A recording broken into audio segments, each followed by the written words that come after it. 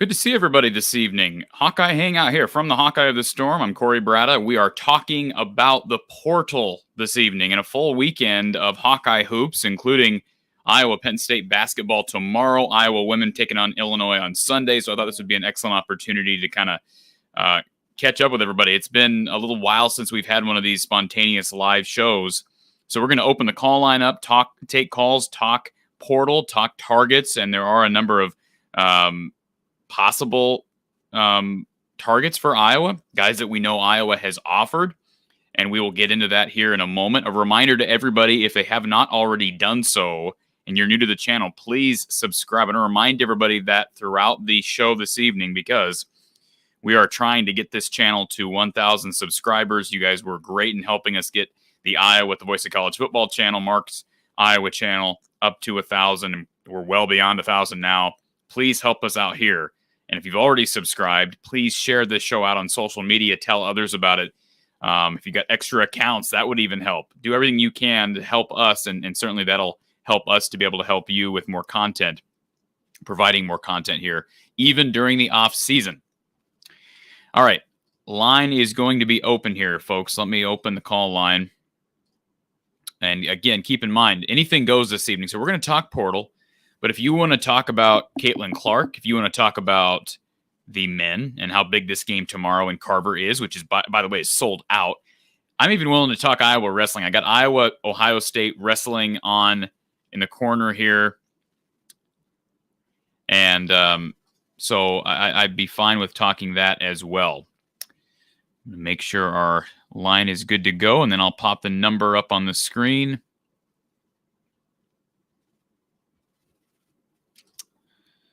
All right, I think we're good there.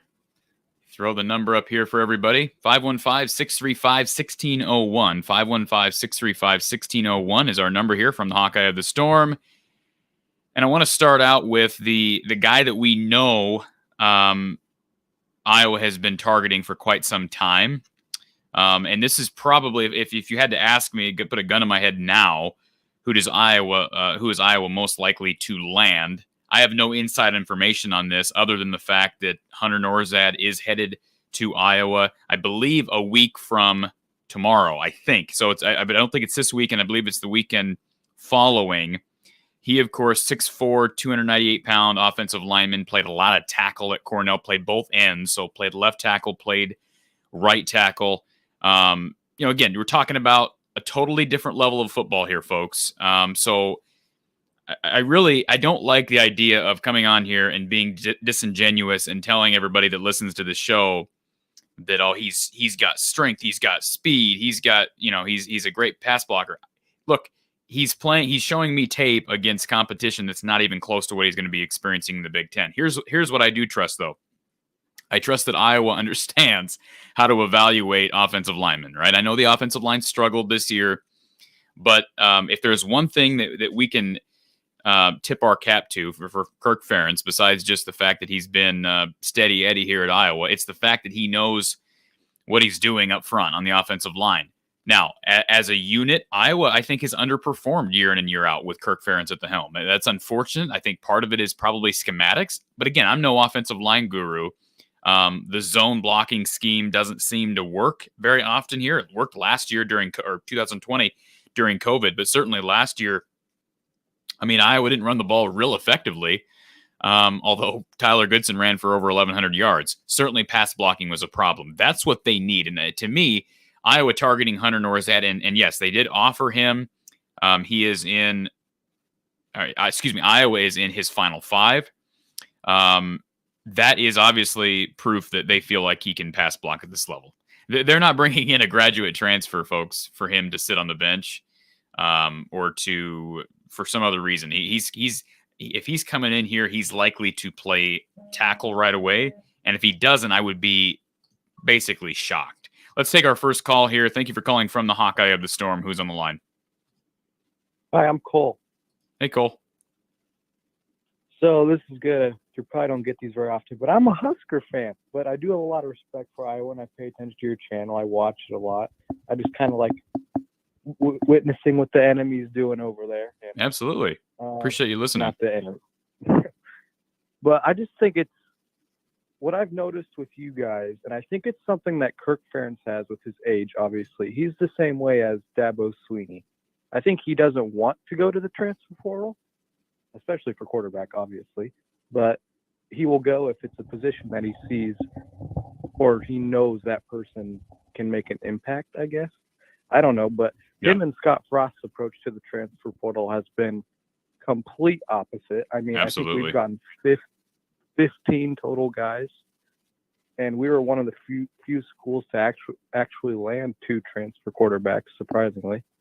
But well, couple things on that. So first of all, if you followed my content, Cole, I'm all about Iowa going to the portal at quarterback. I think it's clear they're not going to do that. So I'm not going to bring it up this evening because there's really no point in just placating the longing that most Iowa fans have, because I think most Iowa fans are in agreement. Not all of them, but I think most Iowa fans are in agreement that it would help Iowa to go to the portal. And even if it's a matter of just getting a guy that can help that room to have better competition this spring, I just don't like the room heading into the spring. Now, what happens with Carson May this fall, we have no idea. I don't expect a true freshman to come in here and start.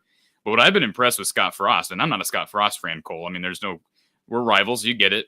But the fact that they were able to land, you guys were able to land Casey Thompson, and I don't know much about Chubba Purdy besides the fact that he's Brock's brother. But here's the deal. The fact that Nebraska was able to land him after having landed Thompson, that's impressive. I don't care any way you shake it. That's impressive because, to me, I thought Smothers looked pretty good against Iowa. They've been able to, I mean, he's not going anywhere. Are there any rumors that he's transferring out? Because I haven't heard any. There's no real rumors, but we have 5 scholarship quarterbacks right now. And with the way college football is right now, I'm willing to bet by the end of spring ball, one of them is going to go. And if I had to place money on which one it's going to be, it's probably going to be Smothers, because he is the one that, with our new offense coordinator, Mark Whipple's new offense, he's the one that doesn't fit the most, I guess you could say. Whipple has never ran a run. Smothers has obviously run first, throw second, and I feel like Whipple and Frost don't really want that anymore, but who knows, maybe Whipple can develop him. But otherwise, I do anticipate Smothers going to the transfer portal if he's buried on the depth chart after spring ball. Well, what bothers me is the fans that say you shouldn't go to the portal because God forbid somebody leave. Like that, to me, that's just a bad attitude to have. And I understand Scott Frost has struggled to win games. We can acknowledge that, although there's no question. I think there's also last season was, sorry to interrupt, last season was the most frustrating season of football I have ever watched being a Husker fan. Yeah. I mean, I can't imagine being 3-9 and feeling like you were basically in every game. And that's basically what Nebraska did. You guys were in every single game and just couldn't hardly win. Really didn't win any, right? I mean, the Northwestern game was really the only win you could. I mean, what was the second best win? Buffalo? Yeah. But yeah, I mean, it's a weird dynamic.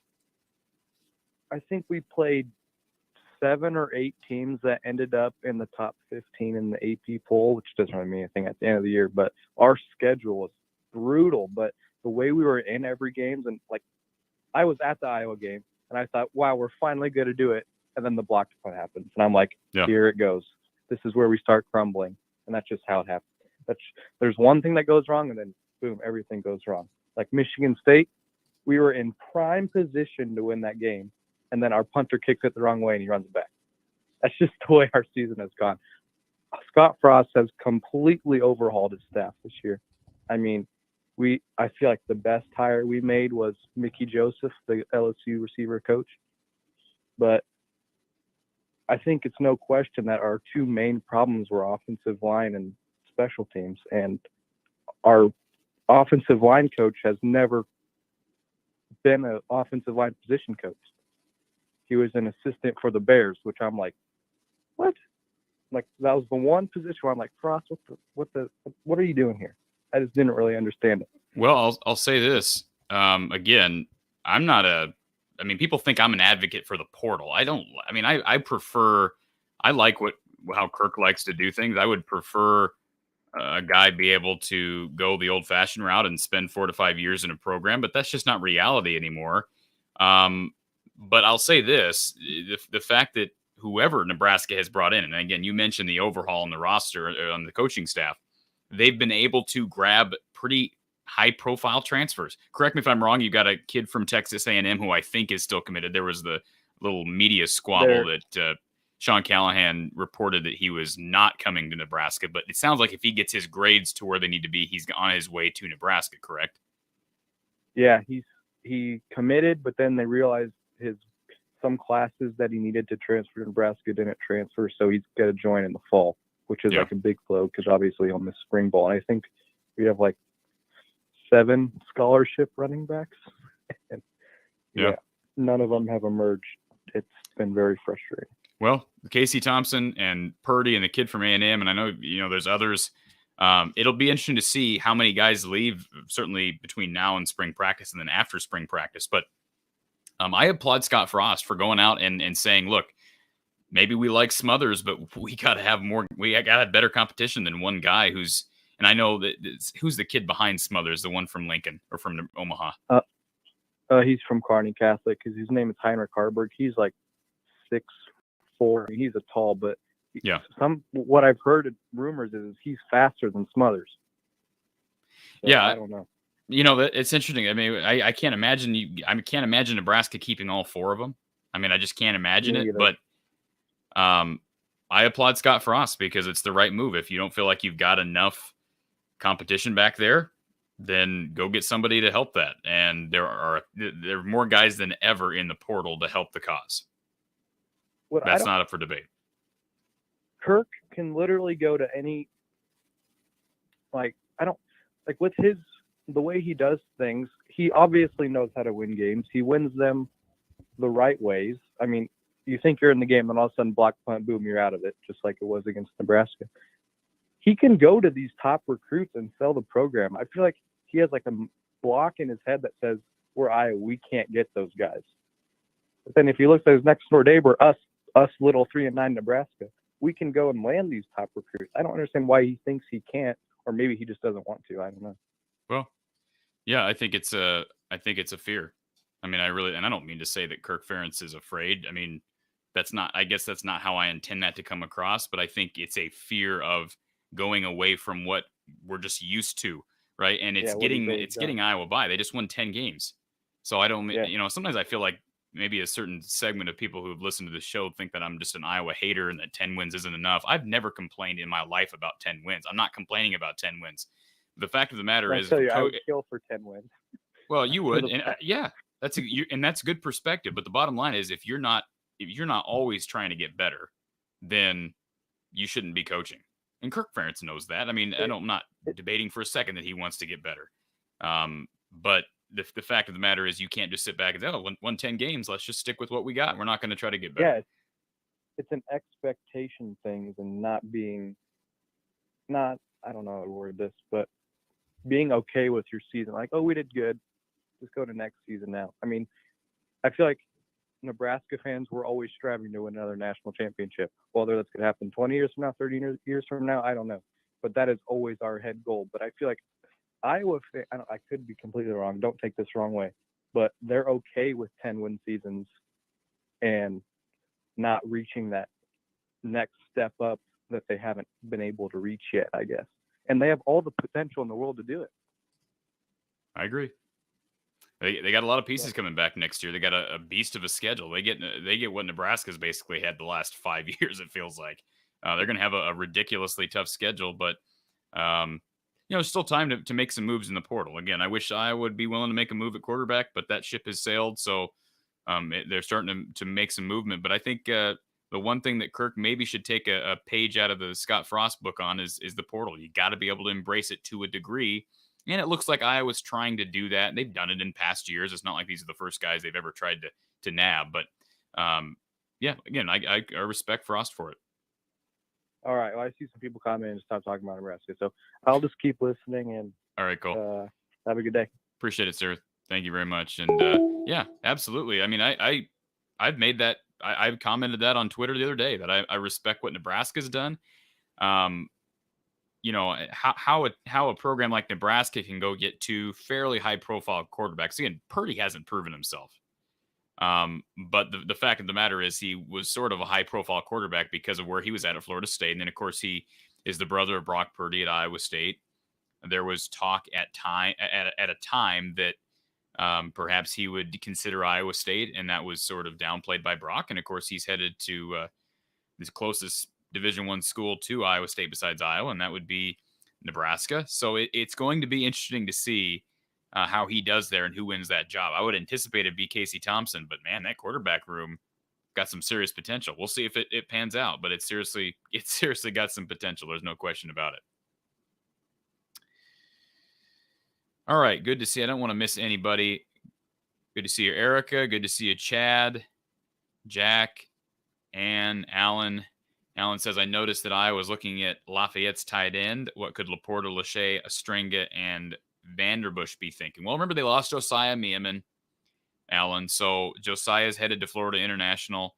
Elijah Yelverton is still on the roster. So I would be thinking about him even more so, Alan, than any of the guys you just named. So Elijah Yelverton, I'm not saying he's on his way out. I believe he was a redshirt freshman this year, I think. On the roster in front of me, but that's certainly a question mark that I would have. Is Elijah Yelverton going to stick this out? And again, with no no guarantees, and you're bringing in a kid from Lafayette who, again, Lafayette's like, we're talking about the kid from Cornell, Hunter Nourzad, kid from Lafayette. Now, while we're talking about this, Alan, let me go ahead and put up the graphic here, or the banner. So you're talking about Steven Stilianos. So folks, let me make sure to identify what position these two individuals play so we can have that clear in our minds. Steven Stilianos is a 6'5" tight end out of Lafayette University. So he's playing at the FCS level. Again, I'll say the same thing I said about Hunter Nourzad. When you watch this kid on tape, he's got really good hands. He runs with the ball well. Reminds me a little bit as far as comfortability in the backfield, catching the ball and operating with tight end screens. Because not every tight end, you're not going to get – it's become more mainstream for tight ends now. But you're not going to look at every school in the country and see a tight end that is constantly in motion, catching balls out of the backfield. That just doesn't happen everywhere. It happens at Lafayette. It happens with Steven Stilianos. So he's a kid who I could see Iowa bringing in and could see him playing right away. It's sort of an interesting ideal because you do have two tight ends who I think are both really good in Lachey and Laporta. But I do find this intriguing that Iowa is interested in Steven Stilianos from Lafayette. But yeah, 6'5", 250 pounds, and he did enter the portal and got offered by Iowa. So, Alan, in answer to your question, I don't think Laporta, Lachey, String, and Vanderbush. I mean, String and Vanderbush are freshmen.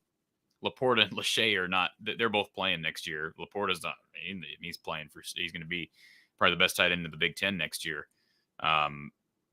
And Lachey, I think it'll be interesting if they were able to land Stilianos. It will be interesting to see if Stilianos supersedes Lachey there. I did not pull up how much eligibility Stilianos has. Let me check that real quick here.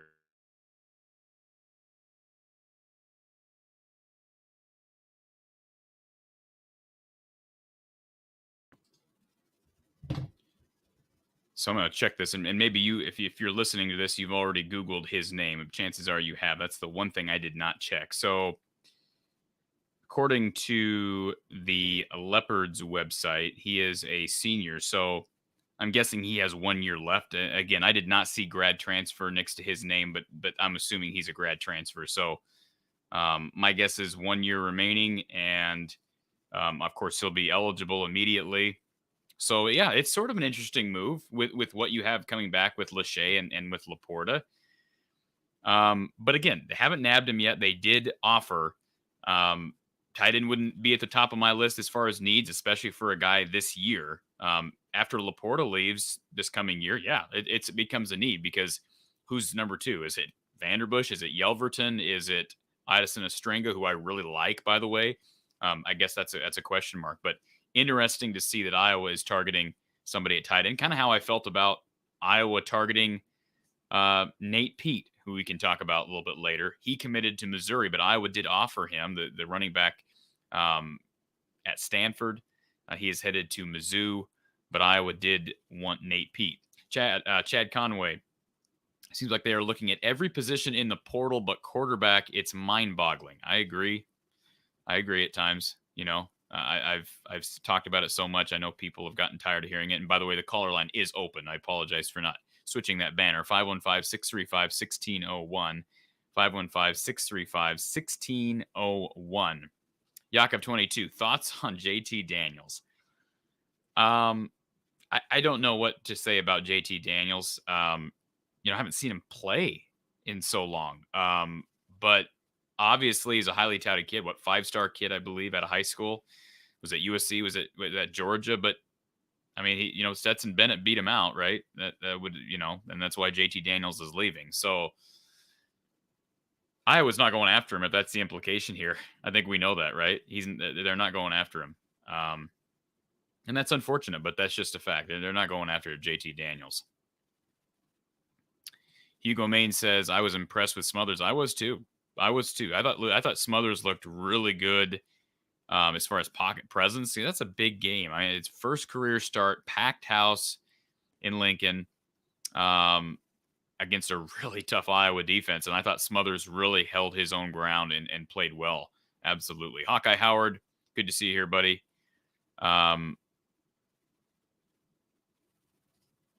Kevin, yes, wrestling is in a battle with Ohio State. I'm seeing Jacob Warner leading Gavin Hoffman right now 2-1. Maybe somebody wants to give us an update on the meet. Can't really see it. It doesn't look like they're showing it at the moment. But yeah, 2-1 is the score right now between Jacob Warner and Gavin Hoffman over on BTN at 197 pounds. I am not a wrestling guy, if anybody didn't know that. I'm not a huge wrestling guy, but certainly I don't know how you can be an Iowa fan and not root for Iowa wrestling. Kevin, thank you. 14-12 Iowa with 2 matches to go. Now, that was a few minutes ago.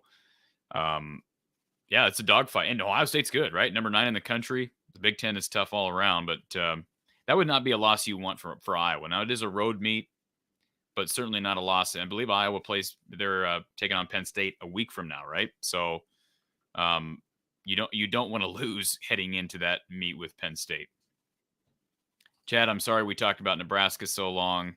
People beating up on Nebraska. Did appreciate hearing our caller from Nebraska, though. And again, our call line is open, 515-635-1601.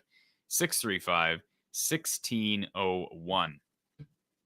Logical Hawkeye. Iowa's offense should be held to the same standard as the defense and special teams. You could not be more right, okay? And I don't want to go on another rant because people rip me for ranting. And I've ranted more in the past month and a half than I think I ever have about Iowa. But it is absolutely true. Football is not like basketball. Football is not like tennis and, soccer. It's a total, or baseball. It's a totally unique sport, right?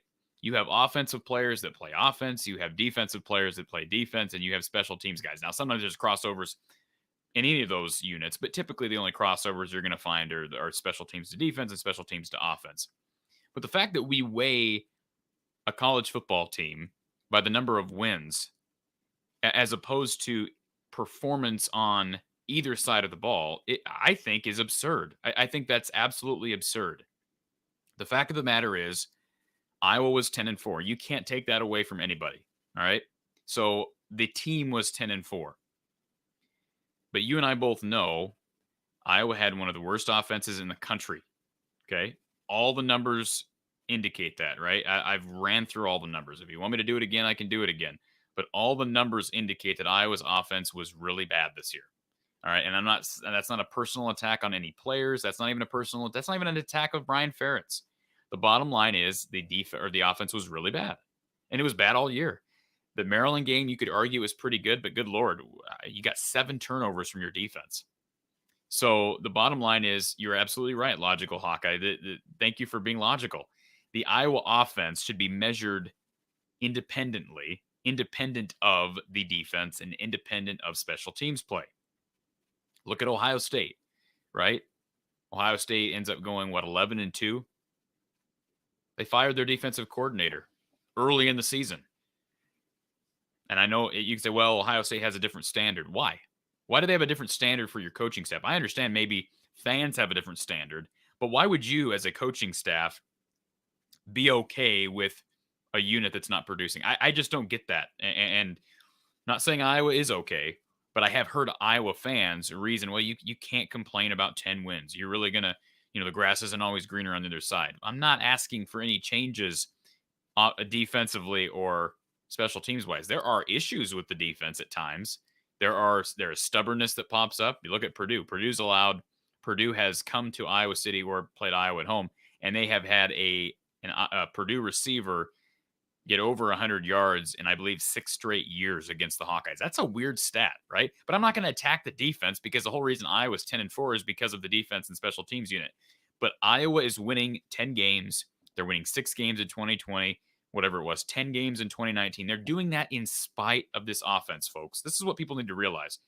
And it's not like I'm breaking that to anybody. We should all be aware of that, right?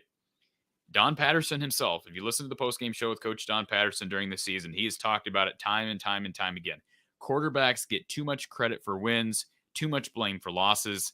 So you cannot sit here and say that Spencer Petras is the clear starter because he won 10 games this year. First of all, he didn't win 10 games this year, right? Alex Padilla came in and technically was undefeated as a starter. But the bottom line is neither one of those quarterbacks lit the world on fire. And you don't need to light the world on fire as an Iowa quarterback, but the bottom line is this team won a lot of games in spite of quarterback play and in spite of the offense. That's not me ripping anybody. That's just a fact. So obviously you have to look at the offense individually and say, look, we're not getting it done on that side of the ball. And there needs to be some major changes, right? And I've already accepted the fact that you're not going to have a change at the coordinator position.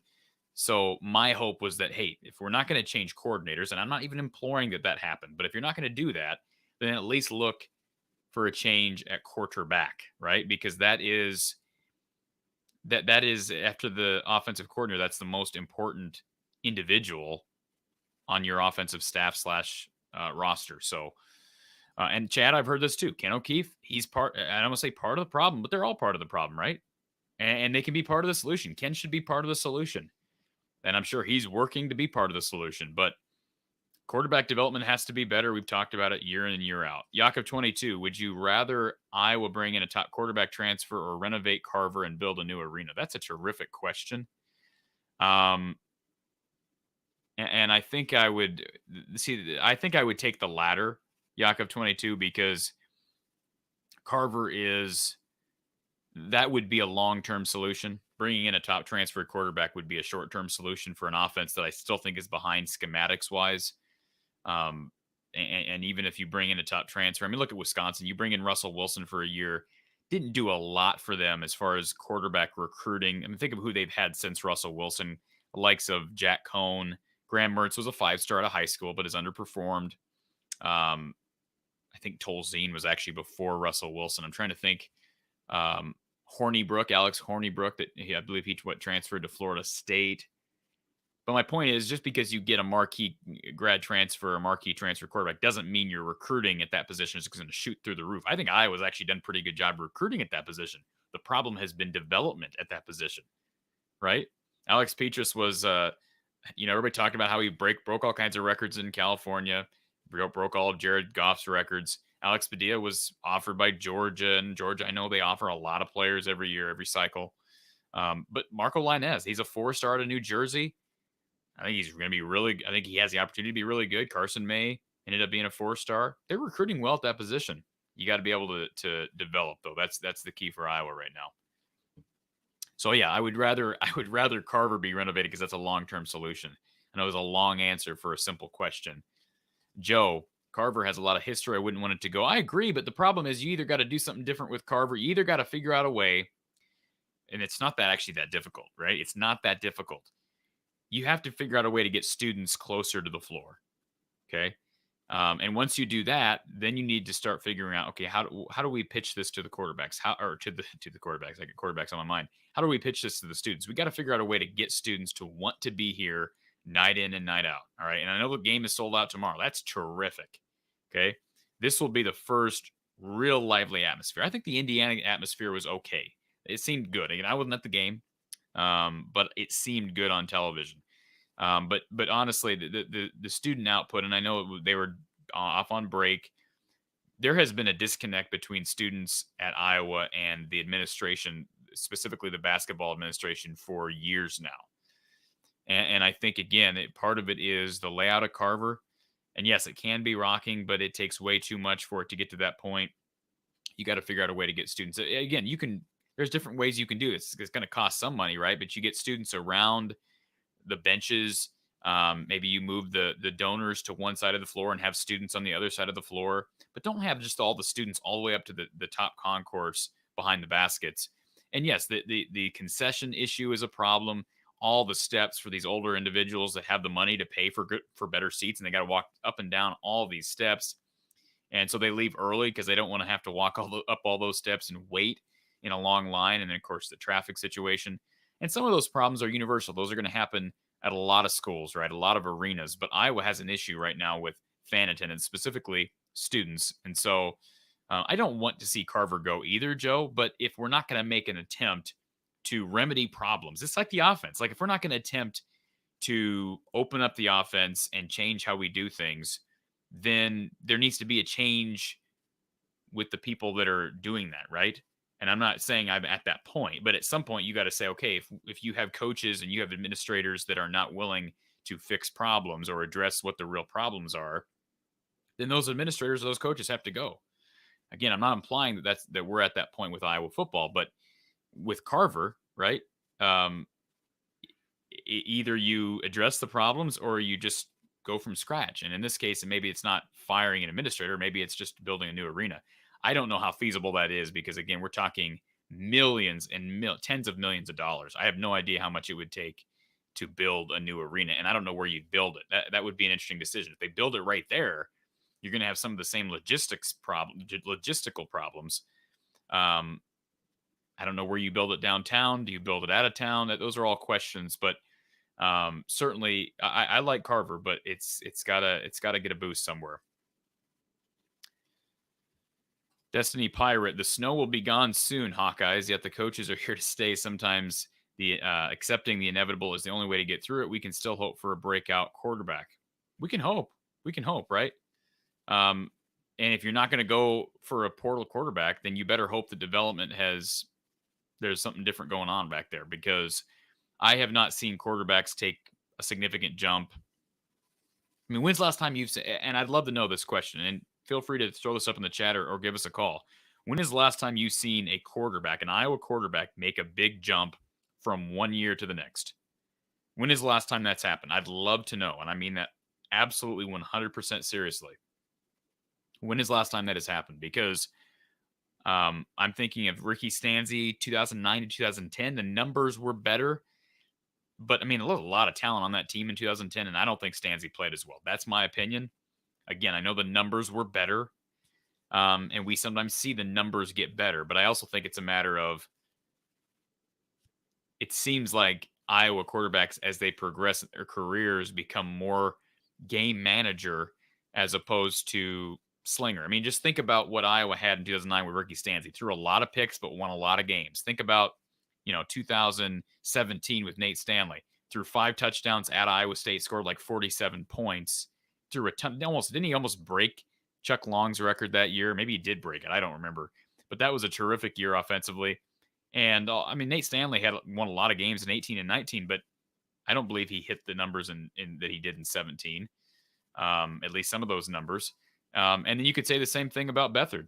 In 2015, Beathard was absolutely spectacular. And I know he dealt with injuries in 16, but again, it's very similar to 2010. A lot of talent on that team. And I wouldn't say Beathard was better in 16. I'd say he was better in 15 because he was taking more risks, right? Good risks. He was not risk averse. And I think Iowa quarterbacks become more risk adverse as they go. And that's coaching. That's development, right? And I think that's my fear, is that you're not going to see a big jump with either of these top two guys, which means you're putting all your stock in a guy who's a second-year player in Joey Lavis. But again, right, like you said, Destiny Pirate, there's nothing else you can do but hope that somehow you can find a breakout quarterback in that room. Thank you for calling from the Hawkeye of the Storm. Who's on the line? Nick Steinkohler. Who is this, sir? Nick Steinkohler. I'm always in your chat. Yeah, Nick, how are you tonight? Not bad. We get a new quarterback yet, or are we still searching? No. You're not getting a new quarterback, Nick. I know, but it's just not happening.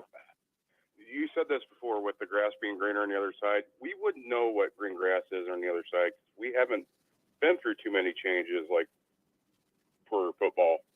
What 2 coaches in 45 years? You're right. You're right. I mean, accurate? We do know that we've had 3 offensive coordinators in 23 years, and they've all been about the same. So right. either and one of 2 things. Changed, so that's a Kirk Ferentz thing. Well, that could be. You could be right. So here are the options there, Nick. Right. The options are if all of your offensive coordinators, and I actually think the offense has gone backwards under Brian. That's my problem with where we're at now. Yeah. I think it's gone backwards. The numbers say we've gone backwards. But here's my problem. You look at the 3 offensive coordinators, and you can say, okay, that means either A, they're not really running these coordinators' offenses. They're running Kirk Ferentz's offense, which they are. That's a fact. But that would tell you that Kirk has his hands on more things than maybe we initially thought. Or B, maybe we just don't know how to evaluate offensive coordinators, and we're not really hiring. I mean, Greg Davis had a lot of success at Texas, but man alive, that just never felt like the right hire. Although they did go 12-0 and 15 with Greg Davis. And then Ken O'Keefe. I know Ken O'Keefe is very close to Kirk Ferentz, but I need to see more for Ken O'Keefe to be. I mean, I understand he's close to retirement, but you don't just give a guy a job so he can kind of ride off into the sunset. He's got to do a better job. His one job is to develop quarterbacks. So I don't know if any of Iowa's coordinators, including Brian Ferentz, Ken O'Keefe, and Greg Davis, I don't think any of them have proven themselves. You know, Greg Davis would be the one guy who proved himself away from here. But what has Ken O'Keefe and Brian Ferentz done away from Iowa that would tell you that they're enormously qualified for a coordinator job? Not saying they aren't, but what have they done as far as resume is concerned? Just best friends with Kirk is their resume. I mean, that's pretty much it. So that's what I'm saying. I don't know that a person can, because I hear that a lot. Well, it's that, you know, all the coordinators perform the same. That means it's Kirk. Well, perhaps it's just the fact that we haven't gotten a really good coordinator, right? We've had 3 and we've struck out. We struck out 0 for 3. I don't know. I know Coach Patterson has talked about this on the record. He's said that he believes this is Brian Ferentz pulling most of the strings. He doesn't think Kirk has his tentacles all over everything in the offense. So I don't know. I mean, Don's not there every day. I'm not there every day. But somebody's got to be accountable. Well, here's the thing, and here's my one example of what I don't get of where all these plays went. But 2018 Ohio State game, where in the hell did those plays go? I mean, it's like they started playing Madden 2001 and just started calling plays from that. Well, it's sort of been, besides that USC game in 2019, it's ever since that Ohio State game. I mean, you even look at the next week, Nick. Do you remember the game the next week after the Ohio State game? It was a dumper. It was that game at Wisconsin where I think we scored 14 points and they were all from Josh Jackson on pick sixes.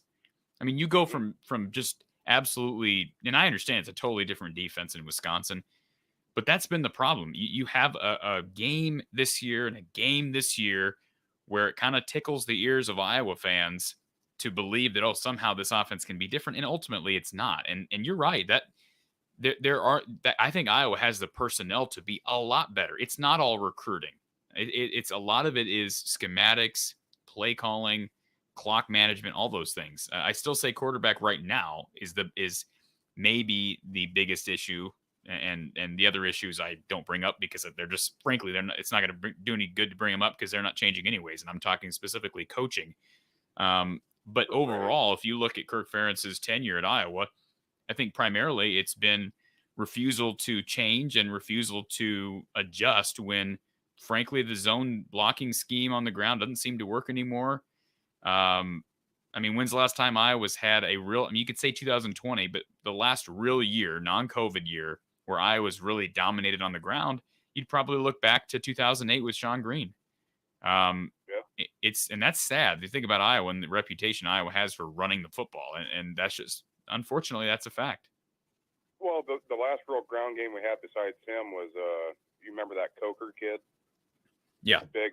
Yeah, Marcus Coker. Running back, and then he just disappeared off the charts. We don't know what happened to him, but yeah, he had the huge bowl game. Yeah, I don't know what happened to our running game. It seems like we're targeting running backs now. Well, not now because we got some bigger kids coming in, but it seems there for a while. Would we have Wadley, who was 5'7"? You know, he gets tackled hard. He'd be out for 2 years. You know, and the Georgia kid wasn't very big either. But maybe that's maybe our recruiting is kind of getting off the rails a little bit. Well, I will say this, Nick, if there's one thing to take away that I think you can be positive about, that is I think Iowa's going to be okay at running back, because I like what I saw in that bowl game from Gavin Williams and LaShawn Williams, and I like what I've seen from Iowa's two freshmen they have coming in. You said this when you were talking to Don, or not Don, but what's his face? Mark. The guy you always talk to. Yeah, Mark. Why was Iowa targeting a transfer running back? That makes absolutely no sense to me. 0 cents. I don't know. I don't know. I don't have an answer for you. It's sort of like why Iowa's targeting Steven Stilianos out of Lafayette. I mean, I'm not saying that he's not a good player, and I'm not saying Iowa couldn't nab him, but of all the positions to target, I'm just trying to figure out why. Because Iowa doesn't do a lot of three tight ends. And how Iowa does not get, we always develop players, blah, blah. But imagine if we could get those 5-star kids. I mean, we're called offensive line U and tight end U for a reason. Why do we not get constant 5-star kids just like lining up to come here? It doesn't make sense. Well, it doesn't.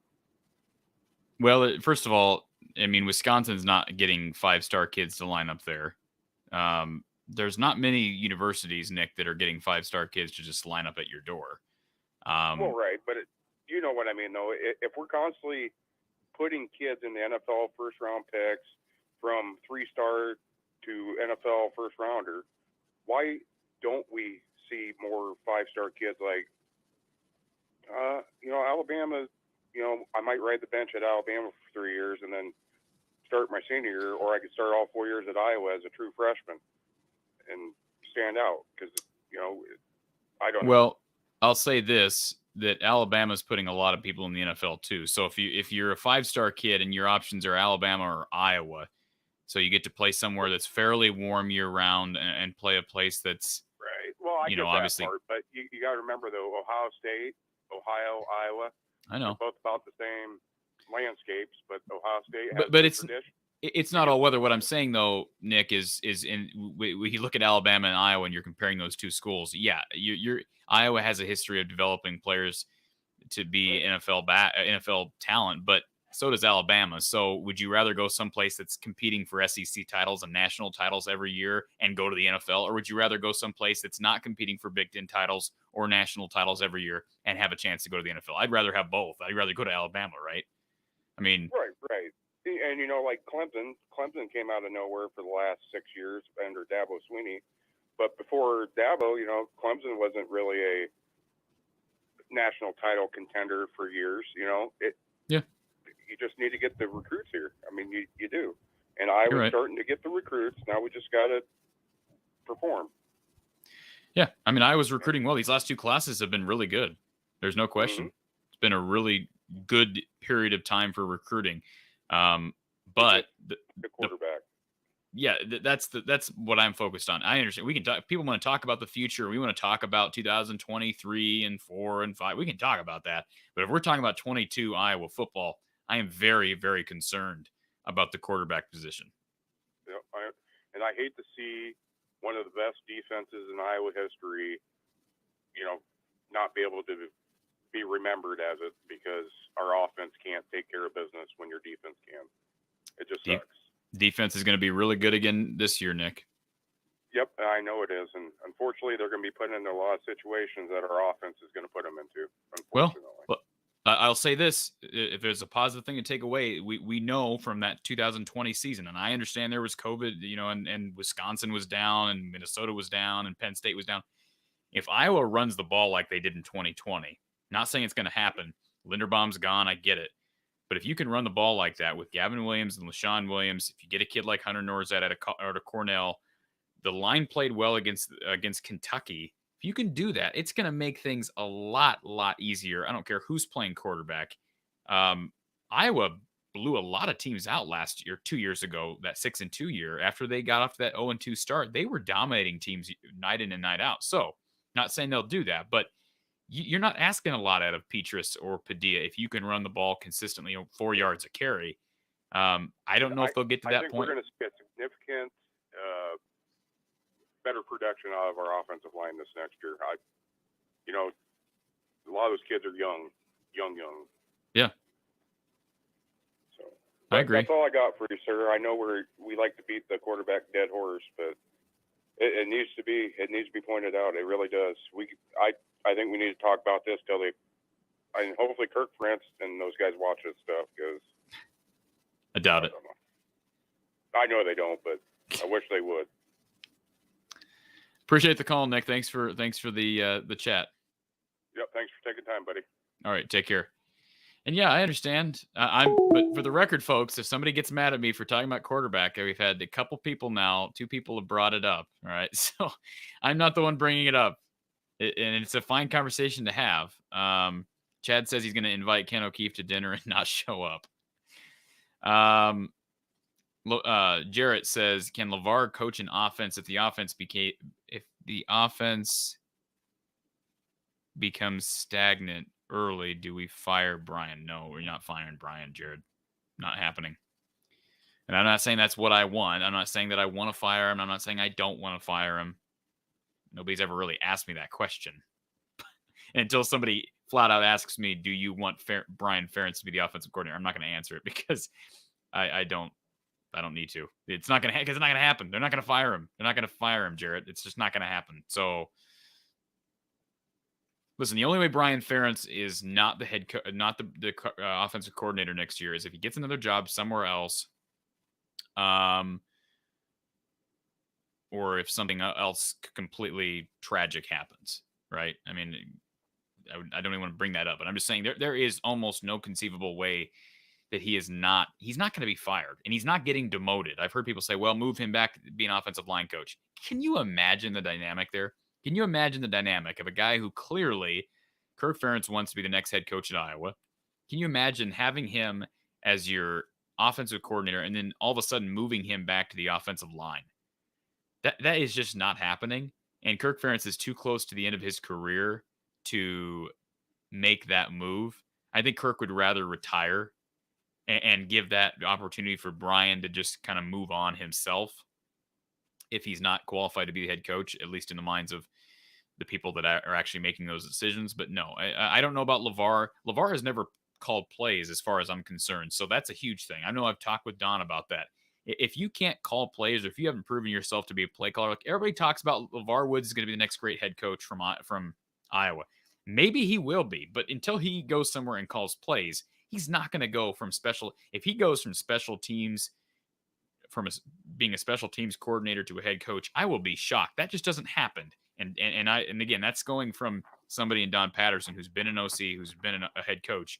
He has said it matter-of-factly that it just doesn't happen very often. Now, maybe Lavar Woods could be the next offensive coordinator, but until that happens, I would have to see it first. Thank you for calling from the Hawkeye of the Storm. Who's on the line? Hello, Corey. It's the real MVP. How you doing? Good. How are you, sir? I'm doing good, man. It's sounds like it's a tough time to be an Iowa Hawkeye fan. Oh, no, I don't. Does this sound do I sound negative this morning? Because I got ripped the other day for being negative about basketball. I'm trying to be positive. People keep bringing up quarterback. I don't know what to do. Yeah, I get it, man. Listen, man, it's part of being a fan. The harshest critics of a team is your own fan base. Well, I was told by an Iowa fan the other night after the 46 point performance for Iowa? 48-46. 48. So I was told after that game that I need to be a fan before I can start analyzing. So apparently I have to sugarcoat everything and look at things through black and gold glasses in order to actually give analysis. So apparently I can't criticize a 46-point offensive performance in basketball. But anyways, But no, you're right.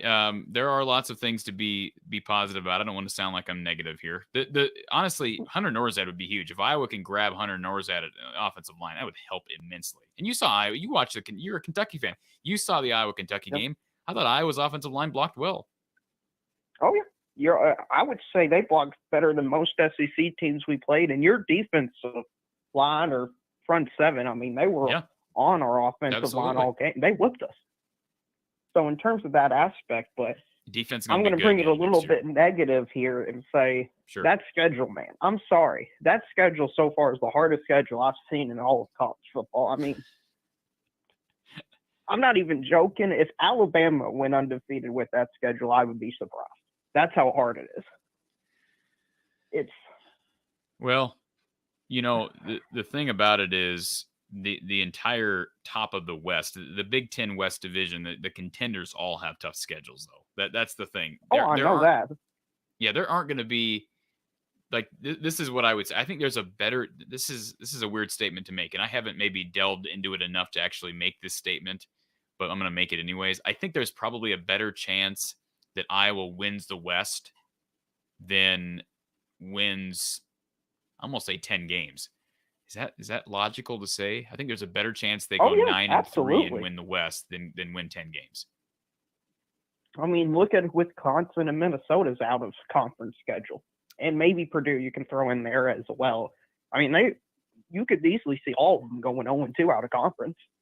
Yeah, Purdue's is not as difficult, but you're right, it's still tough. I mean, there is nobody on the West that plays. There is not an Iowa, Wisconsin, Minnesota, Purdue that plays, Rutgers, Maryland, and Indiana. That's just not happening. So, it's a tough schedule. Iowa, the good news is for Iowa is they got that schedule revision, which kind of balanced the schedule out more. So Iowa doesn't have to play all those contenders at the beginning.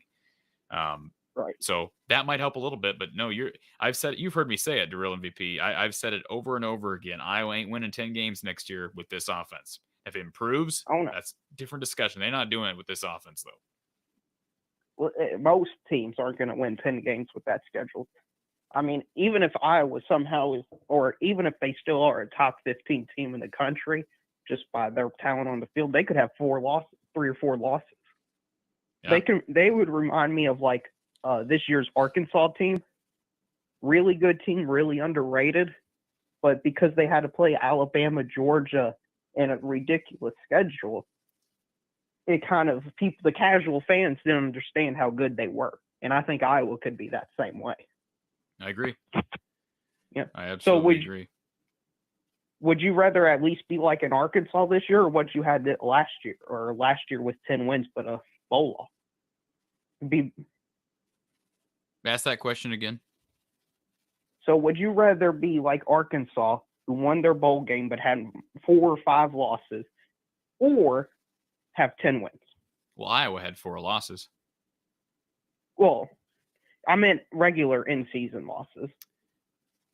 I mean, a difference of 9-4 and 10-4. I'd rather be Iowa because you won the West. I mean, I'm not the fact that Iowa won the West is fantastic. I've never once complained about that. That is a huge accomplishment. So I would rather be Iowa because winning a title, and that even though it's just a division title, winning a title and going to the Big Ten title game is a huge accomplishment. So I would still rather be Iowa. I agree with that. I agree with that point. And let me ask you about some basketball if I can. Sure. How's it feeling being on that bubble, man? Well, I haven't checked the bracketology lately. I don't really check it in January. Where's Iowa at? Have you looked at it? I think they're currently on the in-out line, depending on what day you look at it. Okay. Yeah, last I heard they were a little bit higher, but of course the loss to Rutgers. But the loss at Rutgers wasn't. I think Iowa's going to make this tournament as long as they go 10-10. They're in. I don't think they miss out if they go 10-10. I think they'll go 10-10. They get Penn State 2 of these next 3 games. They get Purdue sandwich in between. Of course, they lost to Indiana last night. Iowa needs to sweep Penn State. You sweep Penn State, you'll be a game. Let me do the math here. No, you'll be even, right? You'll be 5-5. If they beat Penn State twice and lose to Purdue, you'll be 5-5. So you're perfectly on pace. They get Nebraska twice still. I mean, right there, you beat Penn State twice and Nebraska twice. You're at 7 wins, which means you just got to get 3. And all those 3 can be at home, I believe, right? 5 and 5. Right. Yeah. Well, so, home court advantage has proven to be humongous this year. I'm not sure if you saw yesterday, but Purdue fell to Indiana. Absolutely. But it's been like that.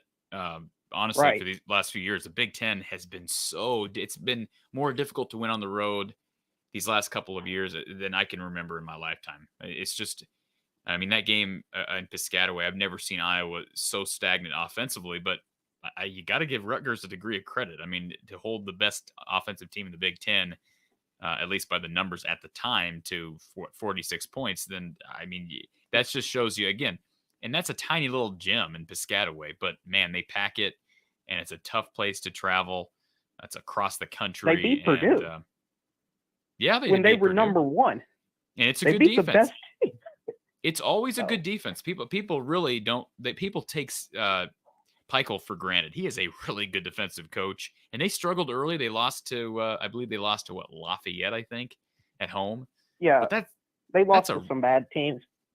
Yeah, that's a really good defense. I think they're going to make the tournament. I think that Rutgers has a good chance of making the tournament because that Lafayette loss was really the only bad loss they had. And of course, that win against Purdue, the win against Iowa, I believe they blew Maryland out. They're going to have some chances to. I mean, heck, they're over 500 in the Big Ten right now. Right. Well, that's the benefit of playing in a Power 5 conference versus these smaller group of 5 schools like San Francisco and St. Bonaventure that basically have to go like 25-7 to make the tournament, because you get a lot more chances. I'm not sure if you saw, but like Dayton at the beginning of the year, they kind of reminded me of the same path that Rutgers went on. They lost to like William and Mary and Austin Peay. And I mean, if you watched Dayton recently, it looks like a great tournament team. They beat Kansas. They beat Iona. I mean, they're beating good, legitimate teams after losing to nobody. Well, and the other thing about being you can look at the flip side of that. When you're in a Patriot League or you're in a Summit League, you have an opportunity to be able to, get hot at the right time and win 4 straight games and win your conference tournament, get in. We've seen teams under 500 overall get in as a 15 or 16 seed. So that's the great thing about college basketball, and that's why it's totally different than college football, and that's why I like each one uniquely. But the fact that anybody can beat anybody and anybody can make the tournament if you get hot at the right time. And let's be honest, even if Iowa finishes below 500, you win a couple of games in that Big Ten tournament, that could easily turn the tide. I mean, if Iowa was 9-11, maybe you got to make it to the semis. I think if you're 9-11, and again, not looking at who they would have played, if you're 9-11 in the conference, I would say a semifinal berth would probably put you right on that bubble. I mean, right on the edge. I just my guess. And I think if you were to make a run in the finals, the problem with being right on that bubble is last year there was a few teams that got knocked out because you had upsets like Georgetown winning the Big East. Yeah. So that's the problem with that, is the bubble will shrink. You're right. It happens. So, yeah.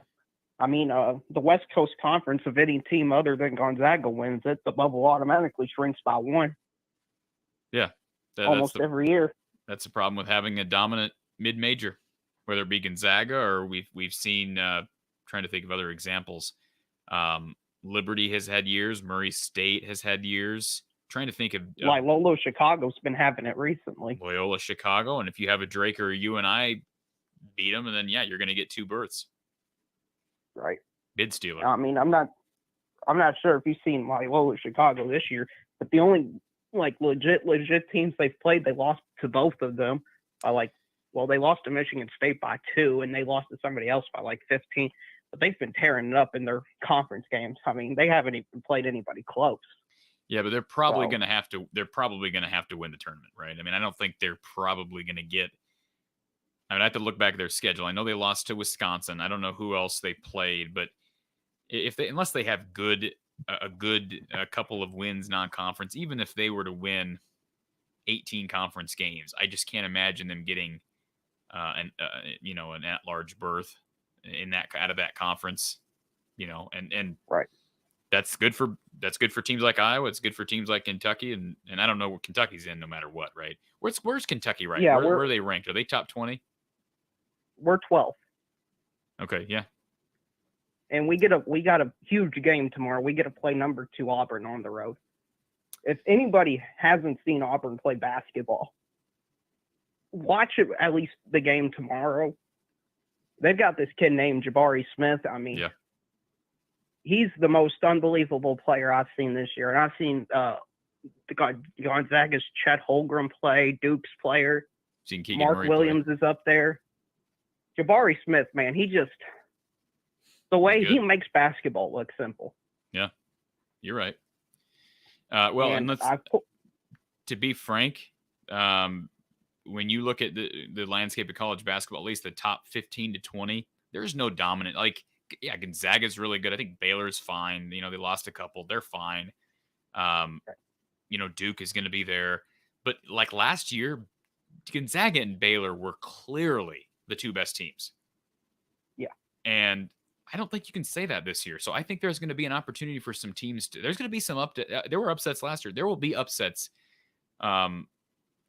towards the top. I don't know who's going to lose. That's way too far away to predict, but there's a lot more parity, I think, at the top of college basketball this year than there was last. Last year you had sorry. No, I was just saying, when you're talking regular season, you're going to have to go on the road. Baylor's having to go on. That's why Baylor just lost two games. You have to go on the road and play in hostile environments. Last year, there were no crowds. That's the big difference there. Well, that's going to be hard I'm not sure if you know this, but the Pac-12, they still don't have crowds in any of their games. I didn't know that. They still don't have crowds? Nope. They haven't at any point? Nope. Well, I knew they were being... Change it onto a Stanford or Arizona game. It's weird seeing it play. It's like a time. Well, does anybody go to Pac-12 basketball games anyways? Listen, man, UCLA and USC. And Oregon. They're a legit team. And Oregon. Well, Oregon, I mean, I lost faith in them when they lost to Houston by 30. Well, I mean, just as a program. You're right. The UCLA and UCLA has been terrific. USC was 5 in the country a week ago before they lost to Stanford. I mean, they're not a slouch either. So I've got your old schedule pulled up. Iowa's schedule, that is. You get home games against Purdue and Michigan State. You split those, I think you'll be in good shape to make the tournament. And you just win the rest of your game. You should easily be in. The Real Hayden says, who all is going to the Penn State Iowa basketball game tomorrow? It's sold out, right? So I would anticipate that a lot of people, maybe, I would hope it's packed, right? Just because, and for the record, just because it's sold out doesn't mean it's going to be packed, right? I would hope it's going to be packed because, man, they need to win that game tomorrow. I'm assuming you're going to be there, the Real Hayden. Yeah. What more can you ask for? It's a mid-afternoon game on a Saturday with perfectly fine weather. It's cold, but perfectly fine weather. They got to win. Got to win that game tomorrow. Sorry to cut you off, the real MVP. No, you're fine, man. You get them 2 out of the next 3 games. It's kind of weird. I know. Isn't that a weird setup? Yeah, that's weird. I haven't seen that in the schedule yet. They could lose. They could lose to Penn State. Penn State plays good defense. They play everybody close. They're not going to be an easy win in the Big Ten. Even Nebraska can challenge you. There is not a night off in the Big Ten. Yeah, I mean, listen, this year in basketball in particular, you can lose to anybody. Anybody, anytime. I mean, they only lost to Ohio State by 5 points. Ohio State's a great team this year. I mean, I'm not sure if the biggest upset, I would say, is Florida. They lost to Texas Southern by 15. If that could happen, almost anything can happen in college basketball this year. So I agree. It was good talking to you, Corey. All right, sir. And looking forward to the rest of the stream. Hey, real quick before you hang up, Iowa football related. I have not heard you talk about Deuce Hogan. I haven't looked into it. There's been so much other things going on, like with the Caleb Williams drama, LSU. I mean, there's so many new coaches moving from point A to point B. It's crazy, man. This has been a crazy year in college football, but that's a little bit further down the list of things I need to look into. Yeah. Let us know. I'm anxious to hear what you think. The fact they were able to get him to walk on as a quarterback coming from the Big Ten. You know, typically the move is to move to an FCS or group of 5 school if you're a backup from Iowa or wherever and you're not getting playing time. But the fact that he was willing to walk on at Kentucky, that's just a tremendous get. I mean, he's literally a free player. You're not giving him a scholarship. He's a free player for a kid who is pretty highly touted out of high school. That's a really impressive get by Mark Stoops and that coaching staff. Well, I'm not sure if you know this or any of your fans know this, but we're 10th in the country if you include transfers. Out or in? Think about that. Kentucky, top 10 recruiting class. You're talking about transfers. Those words. Sorry. You said top 10 in the country overall, or are you just talking about number of transfers coming in? Overall. Mark Stoops, I mean, he's earning his pay. He earned that extension, right? He's extended to what, 2020? 27. Oh, 27. Or, yep. And me, if he wins 27. I'm 7 thinking I games, thought it was 30. Sorry. Man, I'm behind. No, if he wins 7 games, he gets a year added to it. If he wins 10 games, he gets 2 years added to the extension. Yeah. So it's basically a lifetime contract because we play 3 scrubs every year. We play Louisville as our only Power 5 team, and Louisville's always bad. Recently, they've been bad. And we've even beat them when they had Lamar Jackson.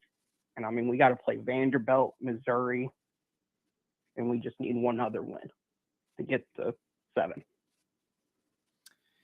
Well, it's tough to do it in that conference. I give you that. I know that the non-conference schedule is weak, but so I understand. Yeah, you guys need to learn from us. Let me just say a weaker conference, But listen, you do realize that for years, Iowa fans and Iowa has gotten pummeled by the likes of Colin Cowherd and these national pundits because of non-conference scheduling. I've never understood it. So they're playing 9 games. So they're playing an extra Power 5 team. All right. They have Iowa State built in, who, by the way, is a pretty good program right now. But even before they were a good program, like you've got 9 conference games. You look at Kentucky. Yeah, they play in the SEC, but they've got 4 non-conference games, 3 of which are gimmies, and one is a built-in rivalry with Louisville, who is never that. Oh, I shouldn't say never that good. Louisville's not that good, right? They were 6-7 this year. Historically, we beat them, and the only time they've been relevant, like on a national level, is when they had Lamar Jackson, who may be one of the greatest college quarterbacks ever. Well, Teddy, don't forget about Teddy Bridgewater. Oh yeah, they were solid, but they weren't on the level they were with Lamar Jackson. You're right. I mean, that 2016 team, if they would have beat Clemson, they could have won the national title that year. Yeah, it's a good and football team. Yeah, they only lost to Clemson by a yard, 1 yard at Death Valley. There's not very many teams that could go into the Death Valley when Clemson was on the top of their world and do that to them. So that's what the difference when you have a playmaker like that. And Teddy Bridgewater, you're right, was not nearly the athlete that Lamar Jackson is, but it's a difference between a program that really hasn't had much of any significance, high major significance, but when you're able to have a guy back there, a quarterback who's a playmaker. Look at Iowa 2002 with Brad Banks, perfect example, right? Now, I know they had a terrific 2003 and 2004 season as well, but that's a perfect example. LeBron Jackson, Teddy Bridgewater, Brad Banks, those guys are perfect examples of game changers, literally season changers. So kind of comes full circle back to our original discussion about quarterback, doesn't it? Yeah, it does. I mean, listen, in college football, there's plenty of teams. You can just out-talent them if you have a great NFL quarterback. I mean, Teddy Bridgewater's still playing games for Denver. Right. Which is weird, by the way. Louisville's got 2 quarterbacks in the NFL. That is weird. That's weird. It is. Like how? That's just. They're both that's great. That's They're both weird playmakers. Oh yeah, they're both great. I mean, they're both multiple years in the NFL. One of them's got an MVP. So, And Teddy, I mean, Teddy, let me just say this about Teddy. I know this is not about Iowa. Teddy Bridgewater, I thought he was pretty good in Minnesota. He had his career really altered by that was it a knee injury that he had? Yeah. He really that happens though, unfortunately. Yeah, I think he could have been really, really good in the league. I mean, he was drafted in 2014. He's been in the league for 8 years. That's pretty good. You just look at the average quarterback. I mean, I doubt it's 8 years they make it. Compare him to who's the kid that ended up playing in Minnesota for a while that he won a Heisman in Oklahoma. Oh, who was the kid I'm thinking of? Man, Mark when you said Minnesota, I thought Kirk Cousins was where we were going with.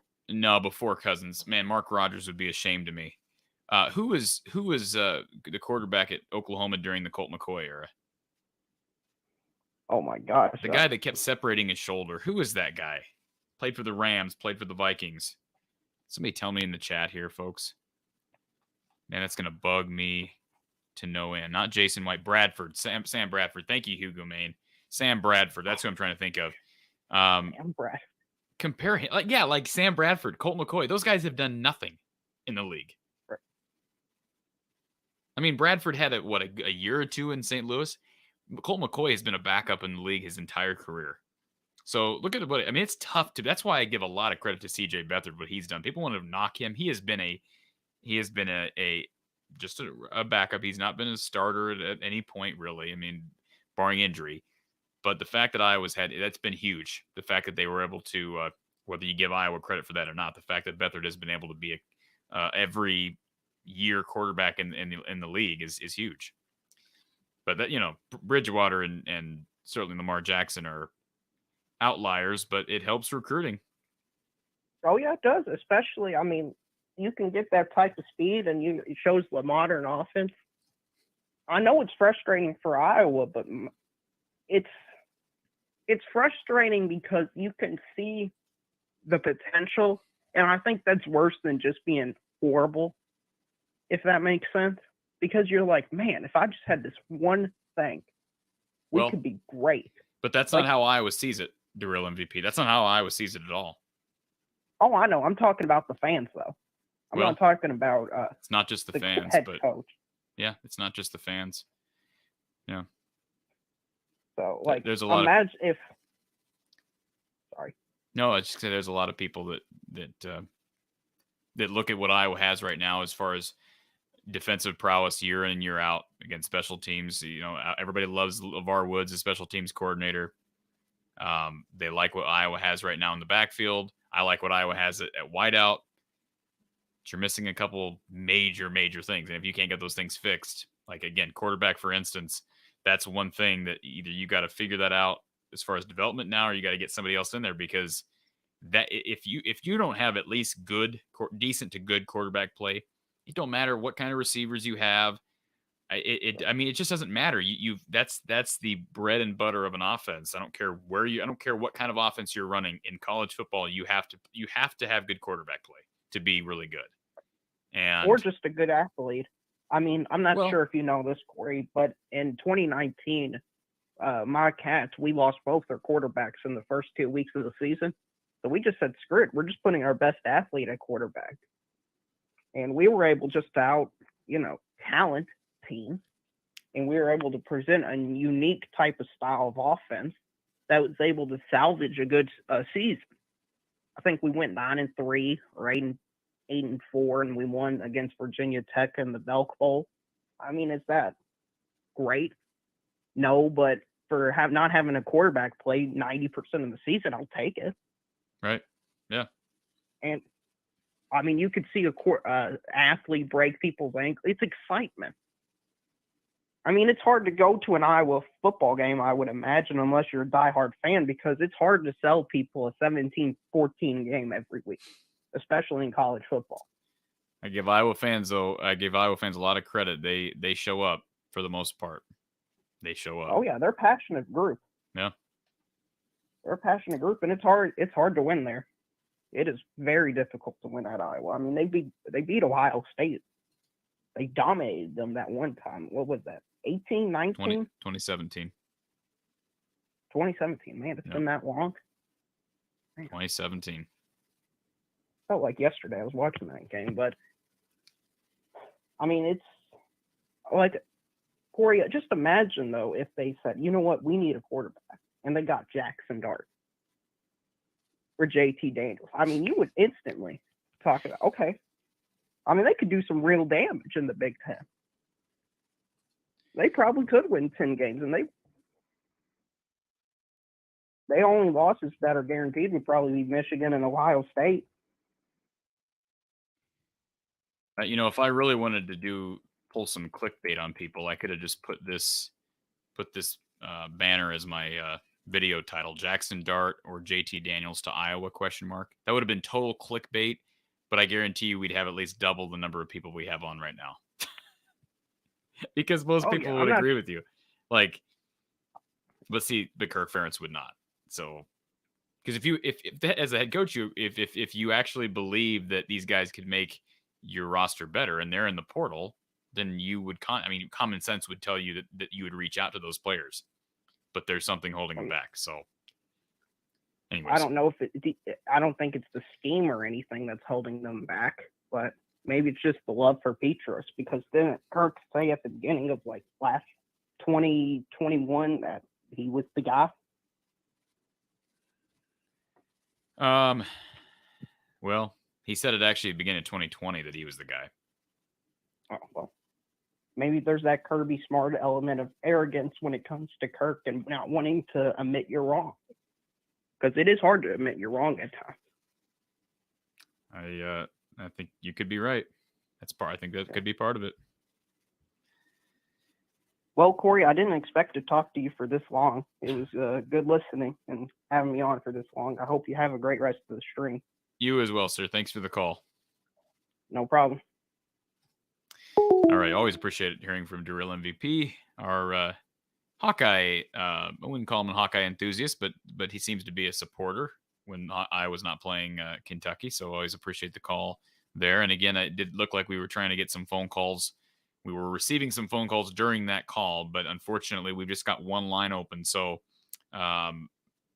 please call back. If you were trying to call during that last call, give us a call back. The line is open now, 515-635-1601. I know that call went all over the place. We were talking basketball, we were talking football, and that's fine.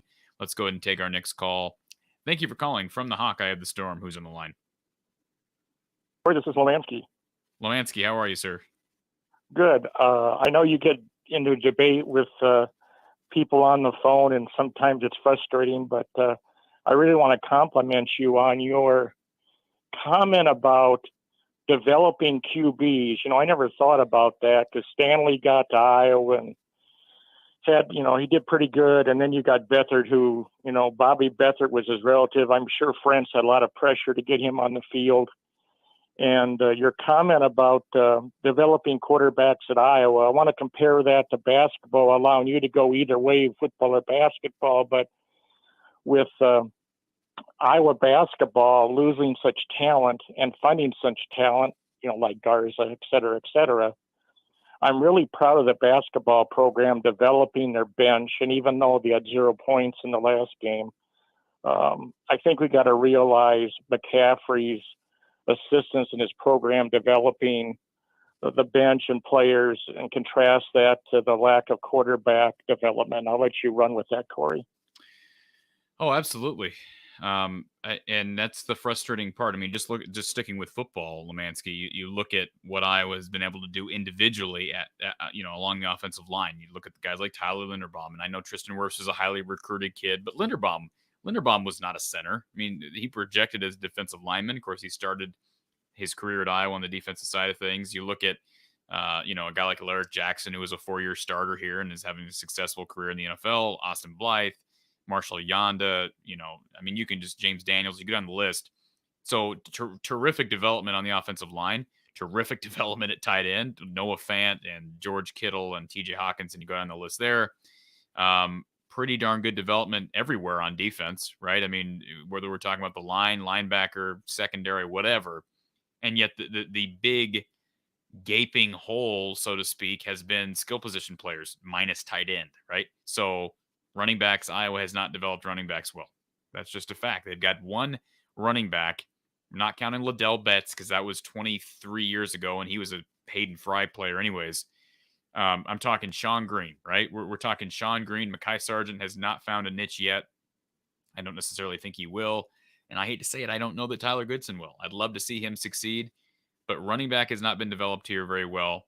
That's just how it is. Wide receiver certainly has not, minus guys like Marvin McNutt and DJK, who neither guy made it in the NFL for, I think, different reasons. And then quarterback has been a perfect example. That's why Beathard is such a unique story and individual, because he has been the outlier, as was Sean Green. But Sean Green was just so ridiculously dominant.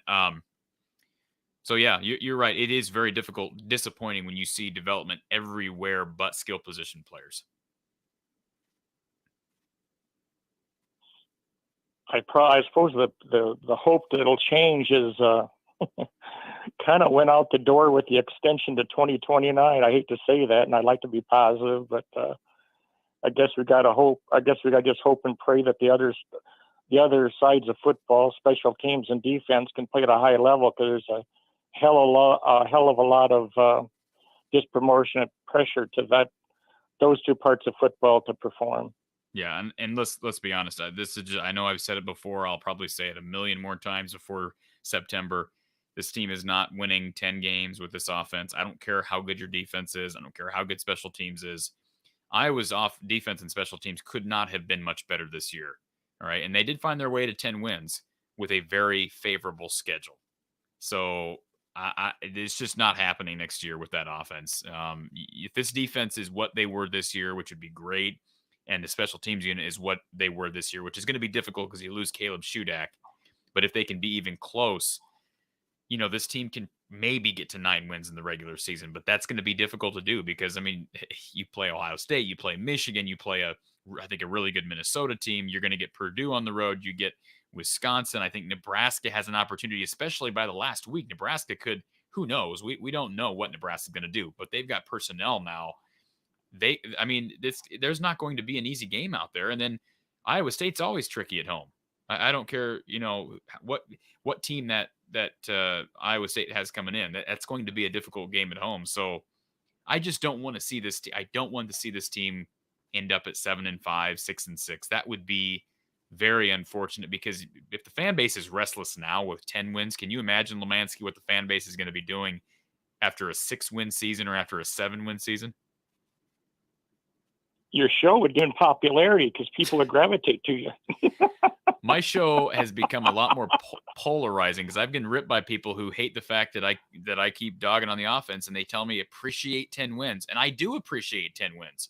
But like I said in the beginning, I don't know if you caught the beginning of the show, Lemansky, but I can't look at a sport where you've got literally 3 teams playing for one total unit, or 3 units playing for one team, I guess is a better way to describe it. And 2 of the units are terrific, and one unit is really bad. And I can't help but look at that one unit and say, you got to fix it, right? Because you've got an opportunity to be elite. Iowa could be elite, right? Just like Iowa basketball could be elite with a really good defense, because the offense is already elite. I mean, it's just such a weird dynamic Iowa athletics has right now. Well, I think what you've got to focus on is that Colin Cowherd isn't exactly the, how do you want to say it? He's very good at exploring positive negatives in sports. And I think you do it the right way. I don't think you have to apologize to anybody how you run your show. And even I go back to the comment I led the show off with, is your development of the skilled quarterback position. That, I love sports, and I just never thought about that. And I compliment you. You got me thinking about that. And I thought about the Iowa basketball program, and you being very well educated in basketball also. You've pointed out that they're a young team, and people forget about what they lost. And I even like your comments. challenging the basketball program, but also pointing out how young they are. And people forget how young the basketball program is. But you just hold your own, and you've got the microphone, and you did the work to get the show. And I think somebody asked the question how you got linked up with Mark Rogers. I think your listening audience would like to know that. But you're on the right track. Just keep her on the rails, and that's what marriage is good about, Corey. It'll teach you to be hold your own at times. I'll hang up and listen to you. Thanks, Lemansky. Appreciate the call. And yeah, there's no question about it. I try to tell it like it is. I try to do so respectfully. I try to make it clear that I'm not attacking anybody personally. It's nothing against Spencer Petras. I had somebody the other day they sent me a comment from somebody. I don't even know where it was. I think it was on Facebook in some group, but somebody who listens to the show sent in this comment from somebody that was ripping me for something or other. And the video that they were ripping was, it was one of our live streams. We were talking about quarterback. And of course I have been very outspoken about, I think quarterback play is not in a good spot right now. But anyways, the individual who had commented, not the person who sent it in, but the person who commented that this individual sent in to me, was ripping me. And apparently the person who was ripping me for this, if you look at his profile on Facebook, he's seen in a big group with Spencer Petras, and he's from San Rafael, California. So he's a friend of Spencer Petras's. So I understand there's going to be people who are upset. I'm sure if Spencer Petras' mom listened to the show, she'd be upset. I don't know what to tell you. I'm not gonna come on here and just spew out nonsense because I'm a fan. I had somebody tell me that, you got to be a fan first. You got to be a fan before you come on here to analyze. Have you ever heard of something so ridiculous, folks, that I have to be a fan to analyze? That might be the polar opposite of what it means to be fair and unbiased. Like, yes, I am a fan. It's actually difficult sometimes for me to separate being a fan, and I don't even consider myself an analyst. I come on here and talk. I consider myself a talking head. I'd like to think I know what I'm talking about most of the time. That's up for debate. But to tell me I have to be a fan before I can analyze a game is the most ridiculous thing I've ever heard. So, anyways, appreciate that from Lemansky, though. And yes, thank you for this, Hugo Main, and thank you, Erica. And you're right about this, Hugo Main. The fact that we don't include Fedorowicz in our conversation about the tight ends at Iowa, you're absolutely right, because his tight end career in the NFL was cut short by a lot because of injuries and specifically concussions. He was a starter in Houston. He was a starter in Houston, and there's no question that he could have had a much longer career, and he was an impressive athlete. And you're absolutely right. So this is incredible, folks. I'm going to post this up here. I know we've been talking football, and our line is open, so let me get that back up here for folks. We're going to be with you at least for the next 25 to 30 minutes here, talking football, basketball, and the like. The number is 515-635-1601, 515-635-1601. But I'm going to post this up here because I saw it in the chat. So anybody that is not seeing the live chat, they can see this score. So this is a live score, college basketball. And of course, this is interesting because the marquee matchup today was Wisconsin and Michigan State. And right now, Michigan State leading Wisconsin 73-62 late in the second half. All right. So Wisconsin at home. This is a home game for Wisconsin. And typically this would not be a shock because this is a Spartan team led by Tom Izzo, and they are 5-1 in the conference. But Wisconsin's been playing lights out. They have been red hot. And so for Michigan State right now, it looks like they're going to close out this game. There's still 4 minutes to go, but assuming they can hang on, they're going to win in the Kohl Center, which is really tough to do. Of course, Wisconsin ranked 8th in the country. Michigan State ranked 14. Again, that's, I believe, the AP poll for those two rankings. But it looks like Michigan State's going to pull this thing out. So very interesting. And then the other result, folks, let me throw this up here as well. This one is equally, maybe even more surprising. This is a final, by the way. So maybe the hottest team, I could say maybe the second hottest team over the last 3 to 4 weeks has been Illinois. Okay. And one of the teams that has kind of been sideways has been Maryland. Well, what happened today? Maryland, I don't know. Do we call this a blowout? Do we call a 16-point win a blowout? 81-65, folks. Is incredible. Now, I'm told that Kofi Coburn did not play in this game, so that's a factor. There's no debating that. That is a factor. I don't know. Let me see if Curbelo did play. Now he played 14 minutes, but that's impressive. Maryland's weird, man. I tell you, I know we're talking basketball here, but Maryland is weird. So, they struggle early. They lose early in the season to George Mason at home. They nearly lose to Hofstra at home. They beat Richmond on a neutral court. They lose to Louisville. It kind of had up and down November. They lose to Virginia Tech. They fire Turgeon, or Turgeon marks away. Mark Turgeon walks away. They lose at home to Northwestern. Then they beat number 20 Florida, which was just kind of an odd result because, again, they lost Turgeon not long before that. They'd come off a home loss to Northwestern. They beat Lehigh. They beat Brown. They go into January. They lose to Iowa by 5 on the road. They lose to Illinois by 12. They lose at home to Wisconsin. None of those results are real surprising. They played Wisconsin twice, but they did lose. Then they go on the road and beat Northwestern in double overtime. Follow that up by losing by double digits to Rutgers at home.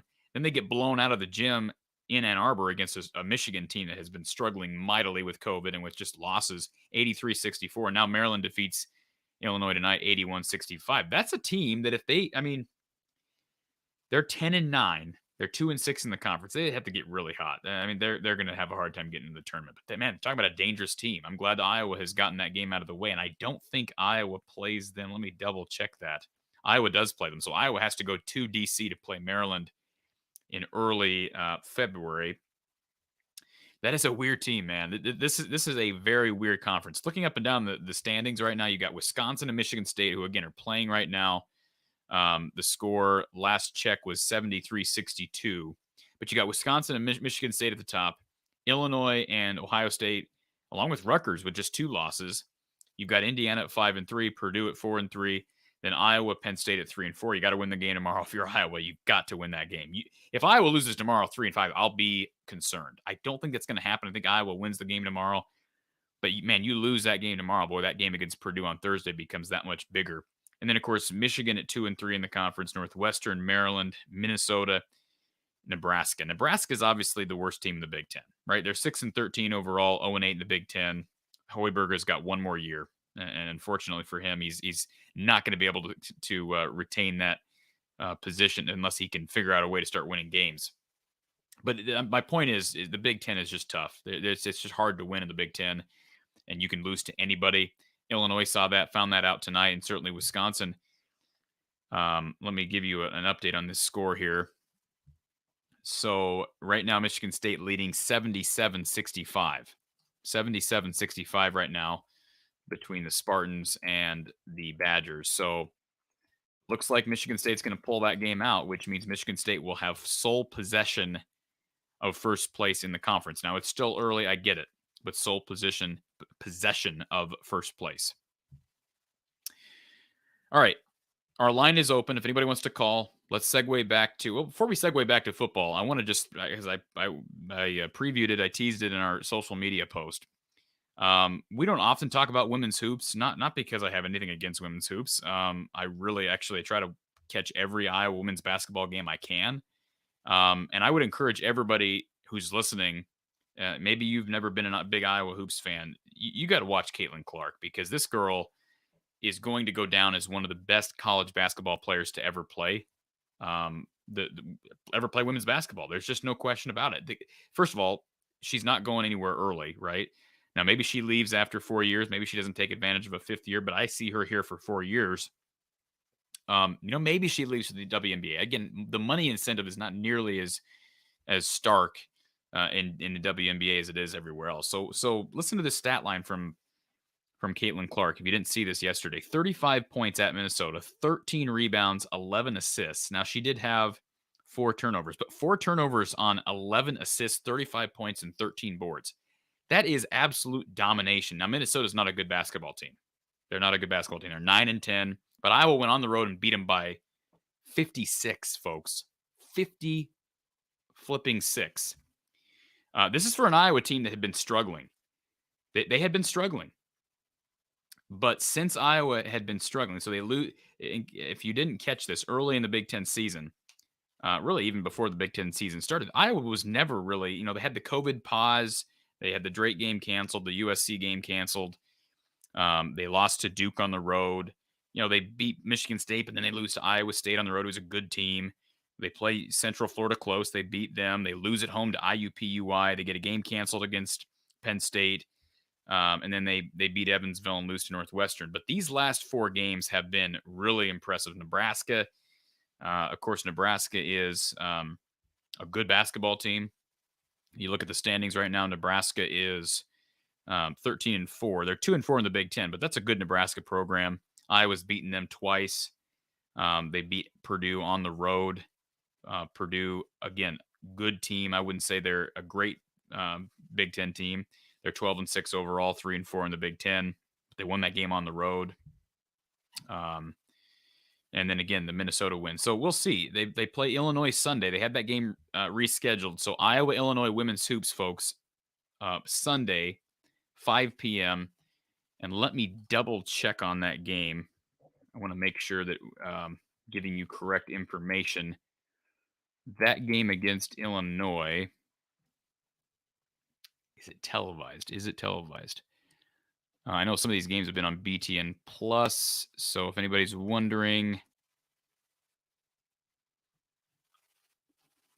it's BTN. Yeah, it'll be on Big Ten Network, folks. So if you can't make it to the game, right? The game is this Sunday, 5 p.m. Central Time on the Big Ten Network. Iowa, Illinois, 5 p.m. Central Time on the Big Ten Network. Caitlin Clark has been absolutely ridiculous. Okay. And that is not an exaggeration.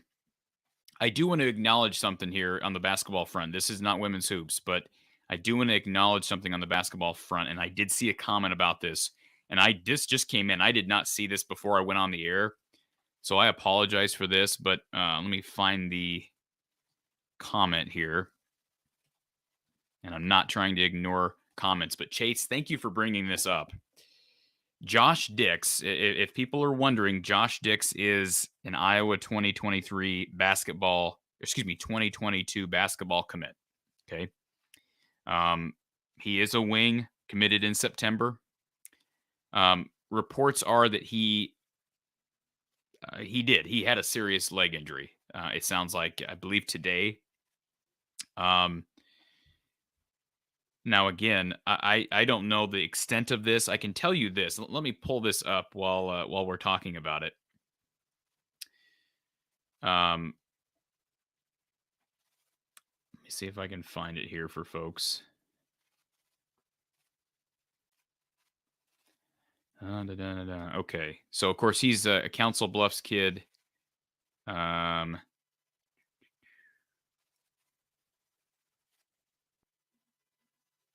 now I'm not seeing it. Perhaps they took it down. So there was a report on the local. This is kind of a weird way to get information. But there was a report from the Council Bluffs police scanner Facebook page that stated that there was a juvenile male in the gym. There was, of course, a Lincoln game going on. Was it Lincoln or not Lincoln? Where does Josh Dix play? Trying to think of the high school. Josh Dix. Let me find that here. Giving people wrong information. Abraham Lincoln. Yeah, I'm thinking Lincoln, Nebraska. So Abraham Lincoln High School. And there was a report that he had broken his leg. Now, I don't know. I have no idea. Obviously, there's different types of fractures. You don't want a compound fracture, right? You don't want like what Tiger Woods has been dealing with. But it sounds like a very serious injury to Josh Dix, and certainly thoughts and prayers go to him and his family, because it just from the initial images that you could see that were posted on social media of people looking in at the situation there in the gym did not look good. And Josh Dix, by the way, folks, was a fairly highly touted kid. Now, I'm not talking huge offers, but was offered by Wisconsin, Wake Forest, Purdue, Minnesota, Drake. Colorado State's a good program. They're a top 25 program right now, and they offered. So that's a good get for Iowa. But man, you wish him all the best. He's a 3-star shooting guard, 6'5", about $190, out of Council Bluffs, Iowa. Thoughts and prayers to Josh Dix. And certainly when we get more information on that, we'll post some information this weekend when we get it. But that's a big loss. And Chase, I understand your question. It's a fair question because, you're probably going to have to do something there. I don't know what the progression of Peyton Sandfort's going to be, but man, that puts some more pressure on him, right? You're going to lose shooting with Jordan Bohannon graduating. Jordan's not coming back for a 7th year. Tony Perkins and Aaron Eulis have not really shown consistently that they can hit outside shots. So they got to figure out somebody other than Peyton Sandfort that make threes. So absolutely, you're going to be hitting the portal hard. You're going to be hitting the portal hard if Josh Dix. It doesn't look. I would be shocked. I mean, this would be not saying it's ideal. Maybe he would have came in and played right away. But this is obviously an opportunity. Assume Josh Dix will be able to play basketball at Iowa, right? We're going to assume that. We'll give him the benefit of the doubt. You can only hope that happens. But assuming Josh Dix plays basketball at the University of Iowa, he will probably take that red shirt, right? Which is okay. But Iowa will, from a basketball standpoint, we'll have to figure it out. Spaghetti Factory says, I see Petrus leading Iowa to a 7-5 record and a Music City Bowl appearance. Music City Bowl, I think a lot of fans would be all over Music City Bowl. I've been in Nashville, and certainly that would be kind of a cool trip. Real Hayden says, with our schedule next year, we'll be lucky to get to 5 wins with Petrus. I don't agree with that, Real Hayden, and I respect your opinion on it. I don't think Iowa's, not with that defense and special teams unit, you're not winning 5 games. I think the ceiling is fairly low, but I also think the floor is high. So I see Iowa football winning somewhere between 6 and 9 games next year. I have a hard time seeing anything from moving either way, barring some weird transfer. If Jack Campbell all of a sudden leaves, that's not going to happen. But I'm just saying, barring something weird like that, I think Iowa wins between 6 and 9 games in the regular season next year. You hope it's on the other end. And maybe, again, if the offense gets better, sky's the limit because you have an elite defense and you have an elite special teams unit. Spaghetti Factory says Iowa is not going to miss a bowl game. Gavin is going to carry the team. I like Gavin Williams. There's no question. What I saw out of him against Kentucky was, and again, LaShawn Williams, I feel the same way about him. And they seem to be serious about protecting the football. That's a really good sign. This is an excellent point, Charles. We could conceivably go 4-0 out of the gate. I think honestly, if you had to put a gun to my head, Charles, I think Iowa will go 4-0 out of the gate next year. So we can look at the schedule. Let me pull it up here so we can have a discussion about this. Iowa's opening up with South Dakota State. They get Iowa State. They get Nevada. Nevada loses Jay Norvell, former Hawkeye. He heads on to Colorado State. South Dakota State's a tricky game. They're an FCS playoff semifinal team. Iowa State's tricky. All 3 of those games are tricky, but it's sort of like how I viewed Kent State and Colorado State this year. Like, those are games Iowa should still win. Iowa State, it's at home. Iowa State's losing a lot. I think Iowa should be favored in that game would be my guess. And then, of course, at Rutgers. So those first 4 games, Iowa should be undefeated in September. And we're going to be in a similar situation, not quite to the extreme. Iowa's not going to be ranked number 2 in the country if you go 4-0. But Iowa's going to be in a position where they're going to be 4-0. People are going to be excited, and they're going, did we turn the corner offensively? And we're not going to find out if we turn the corner offensively probably until the Michigan game. Now, I think Iowa State's defense will test them. Rutgers will be improved. But that Michigan game at home is huge. You play at Illinois, who, by the way, is going to be a lot better with Bielema in his second year. Ohio State's on the road. Northwestern at home, who, good Lord, they won the Big Ten West a year ago. They could be back. At Purdue, home Wisconsin, at Minnesota, home Nebraska. That's a gauntlet, folks. That's a gauntlet. I know you get Rutgers, but you get the 2 best teams in the East. And then, of course, everybody in the West, including having to travel on the road to 2 of those 3 contenders in Purdue and Minnesota. So that's a tough schedule. The good news is they get Wisconsin at home. They get Iowa State at home. So you're going to have some good news in there. It's not all bad, but it's still a very, very tough schedule. Hair Trigger 83, good to see you here this evening, sir. The running backs for next year should be a strong spot. The line, though, will be a huge question mark with Schott and Linderbaum leaving. I'm not as much concerned about Schott leaving because I'll be completely honest. I don't see Schott getting drafted, and that's not breaking news to anybody. I'm frankly surprised that he didn't come back, but the way I understand it, perhaps Iowa did not ask him to come back, did not make that available to him. Iowa's got lots of personnel to take over at guard. Not saying that they'll perform well. Schott was probably one of the 2 or 3 best interior linemen Iowa has had in these last few years, but the interior of the line has not been great. So, you know, you need someone like Justin Britt to step up. You need Cody Ince to step up. Certainly, if Matt Fagan can step up at center, that would be huge. You know, could a guy like Michael Myslinski come in and play? Certainly, Connor Colby has an opportunity. We'll see if he stays at guard. Does he move to tackle?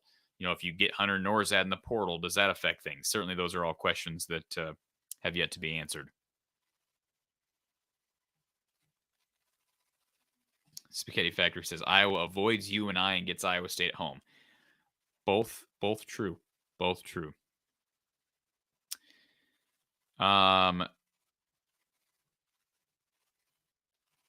Does anybody think Harbaugh leaves? I keep hearing this Raider thing, but I'll see it. I'll believe it when I see it. Nothing surprises me anymore, though. Hugo Maine. Everybody talks about, like, I can't imagine Matt Campbell leaving, or I can't imagine Harbaugh leaving. The thing about it is Harbaugh was, a lot of fans wanted him gone last year. Think about that. I'm talking 2020. People wanted him gone last year. That's how quickly things can change. So I'm not surprised when Lincoln Riley gets up and leaves Oklahoma for USC. I'm not surprised when Chip Kelly leaves Notre Dame for LSU. I would not be shocked to see Harbaugh leave for the NFL. Would it be a kind of an odd move? It would, because he hasn't accomplished. Like, if your main goal was to beat Ohio State once and make one playoff, then I guess he's accomplished everything he wants to accomplish. But good Lord, that's what you came to Michigan to do. I would think it'd be to win the Big Ten and to win a national championship. That's the standard that Michigan fans have. So I would be surprised if he doesn't, not shocked. Hair Trigger, look at Brad Banks. Didn't get drafted by anybody, was the runner-up for the Heisman at Iowa. That's very true. And he was a different cat in 2002. But he's a perfect example of a transfer that can work. Perfect example of a transfer that can work. Charles says, I think Kirk Ferentz sees quarterback as a support piece, not central. I think that case could be made. I also think, Charles, the case could be made that he thinks it's almost too important because it's almost circular logic, because if it's that important, you would think you'd try to upgrade the position. But I think he's also afraid of fearful of what a quarterback could lose you, right? If your defense is tremendous and your special teams is putting you in good field position, if you don't have a quarterback that can at least take care of the ball, things can turn south. And I think that's the mindset of Kirk Ferentz 9 times out of 10. It's, how do we not make a big mistake? And that's you don't want to make big mistakes, right? Turnovers are the biggest indicator of win-loss in the Big Ten and probably in college football. But you also have to acknowledge that quarterback play is extremely important, and it's the most important position on the field. So if it's still poor, yeah, your ceiling may be fair, or your floor may be fairly high because you don't have a quarterback who's turning the ball over, but if he's also not making plays, then your ceiling becomes a lot lower. And that's why you get 7, 8, 9, sometimes 10 wins a season. And certainly quarterback play has taken a big step back from where it was with Nate Stanley. There's no question about that.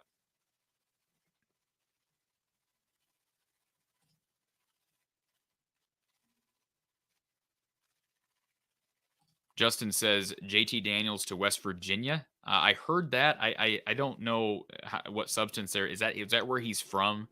I really don't know the background on JT Daniels. I know he was at USC. I know he's a 5-star kid, and of course he ended up at Georgia. But I know he's not coming here. That's what I can put stock in that, Justin. He's not coming to Iowa.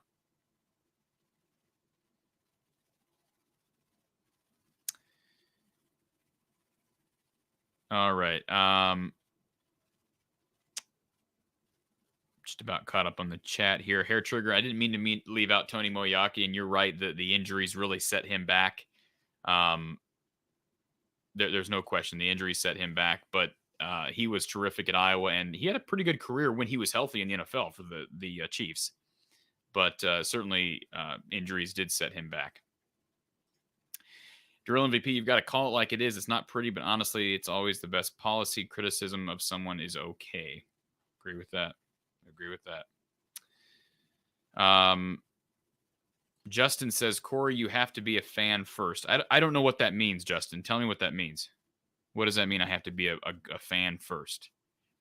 I'm on here to. I mean, I'm not saying you're wrong. I just want to know what you mean. I'm on here to analyze what I see honestly, right? So if I'm looking at this from a standpoint of being a total homer, then I'm going to slant everything to fit that narrative. And I'm not about that. I'm going to slant things to fit the real. I'm going to slant things to fit reality, right? People wanted me to go on Wednesday night after that Iowa Rutgers game and just complain about the officials, complain about that last call. And you're right. It was a terrible call. Courtney Green should be suspended, should be fined. If we're going to hold coaches to a standard of not being able to criticize officials, then the Big Ten Conference or the NCAA, specifically the Big Ten, needs to come out there and punish officials and discipline officials. He should not have been working another Big Ten game the very next night. Okay. The fact that he was allowed to do that shows we've got problems. But I'm also not going to sit here and say Iowa deserved to win the game. First of all, it was tied when the foul happened, right? So at best, Iowa was headed to overtime. At best. Iowa shot 27.9% from the field. They got out-rebounded by 11, and they got 0 points off their bench. All I'm saying, I'm not saying that Iowa couldn't have won the game, and I'm not saying that had they won the game, that they would have deserved to win the game. But I'm not going to sit here and say that they deserved to win the game when they had that big of a statistical outlier. And Rutgers didn't shoot the ball well either. I get that, but they did out-rebound Iowa. They got more production from their bench than Iowa did. So, again, I am a fan, but I come on here to talk logically and to give my viewpoint of what I see. And heck, I mean, to me, that's what makes a person unique. If they can set aside their fandom and actually discuss the game logically, then the analysis becomes more valuable. If it's just a homerism, then who cares? I mean, anybody can come on here and just say, that Jordan Bohannon is the greatest thing to ever happen to Iowa City, but I'm not. That's just not who I am. And I'm sure there are guys out there that talk Iowa sports that are just total homers. I'm sure you can find them out there, whether that be on YouTube or some website or on social media. You're going to find people out there. There are people out there. Hair Trigger, Alan Reisner, got another good example. Henry Krieger-Kobel, really solid in college. Let's not forget Jake Doozy. Injuries sidelined him. Thought Sean Byer had some issues with injuries. He could have been really good, but Jake Doozy had a year where he was really good. No question about it. Erica, yes, part of being a good fan is being critical and looking for areas of improvement. That's true too, but I don't have any problem with fans who just see things from their standpoint. Everything is, the refs are always bad. Iowa should always win. Kirk Ferentz is the greatest thing to ever happen to the state. Like, I'm fine. If you want to feel that way, that's great. I think it's cool that you're passionate and you love people and you love your team and you love Kirk Ferentz, and that's great. But I think there is a difference between being a fan and being somebody who has a platform. I mean, you can be a fan with a platform, but if you want to be a fan with a legit platform as an analyst or claim to be an analyst, you better be able to set that aside and actually analyze the game logically. And that's also why we've had Don Patterson and Gary Close in our post-game shows, because those guys, although they're former Hawkeyes, they also coached, Gary was at Wisconsin. Don was at UConn. He's the winningest coach of all time, head coach at Western Illinois. He was at Buffalo. And those guys are also just really smart, a lot smarter than I am. So that's why if I was just on here talking every day like I am now, imagine if I was just on here, folks. If you're a basketball fan or you're a football, imagine if I came on here and literally just talked myself. And I didn't, we didn't have calls. We didn't have Coach Patterson or Coach Close. I mean, I can tell you, I wouldn't tune in to listen. I mean, you guys are what helped make this show happen. Don Patterson, Gary Close, those guys help make this show happen. That's why I try to get as many guests as I can. Interviewing recruits is always intriguing to me. I love doing it, and I think it's a great listen. I hope people appreciate the interviews we do with, whether that be with an incoming recruit or a former player. That's what makes this show happen. And at the same time, again, on the other side of it, I've got to be as unbiased as I can. The real MVP, Wisconsin was on the one line. I would guess if they lose tonight at home, they will no longer be up there. And again, it's very early.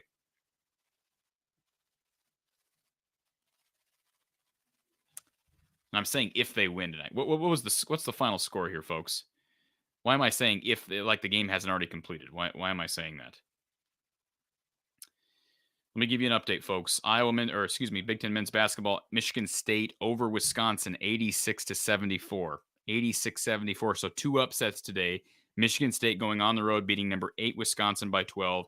Maryland beating number 17 Illinois by 16. And they're showing the highlights right now on the Big Ten Network. So just 2 big wins, and it just shows you can lose anywhere at any time in this conference.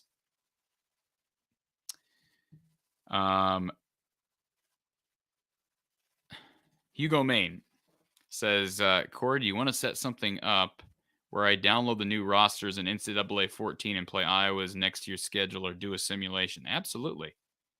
Absolutely. That would be cool. Reach out to me. If you have not... So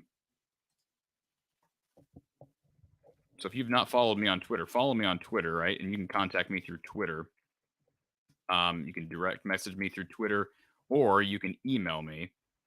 I'm going to put the email up here. So we're, of course, from the Hawkeye of the Storm. That's the platform here for all of our shows and content. But the email is from the eye of the storm, right? From the eye of the storm at outlook.com. So if you have questions about sponsorship, you have questions about content, whatever, you know somebody that wants to sponsor our show with Gary or a show with Don, whatever, reach out to me at this email.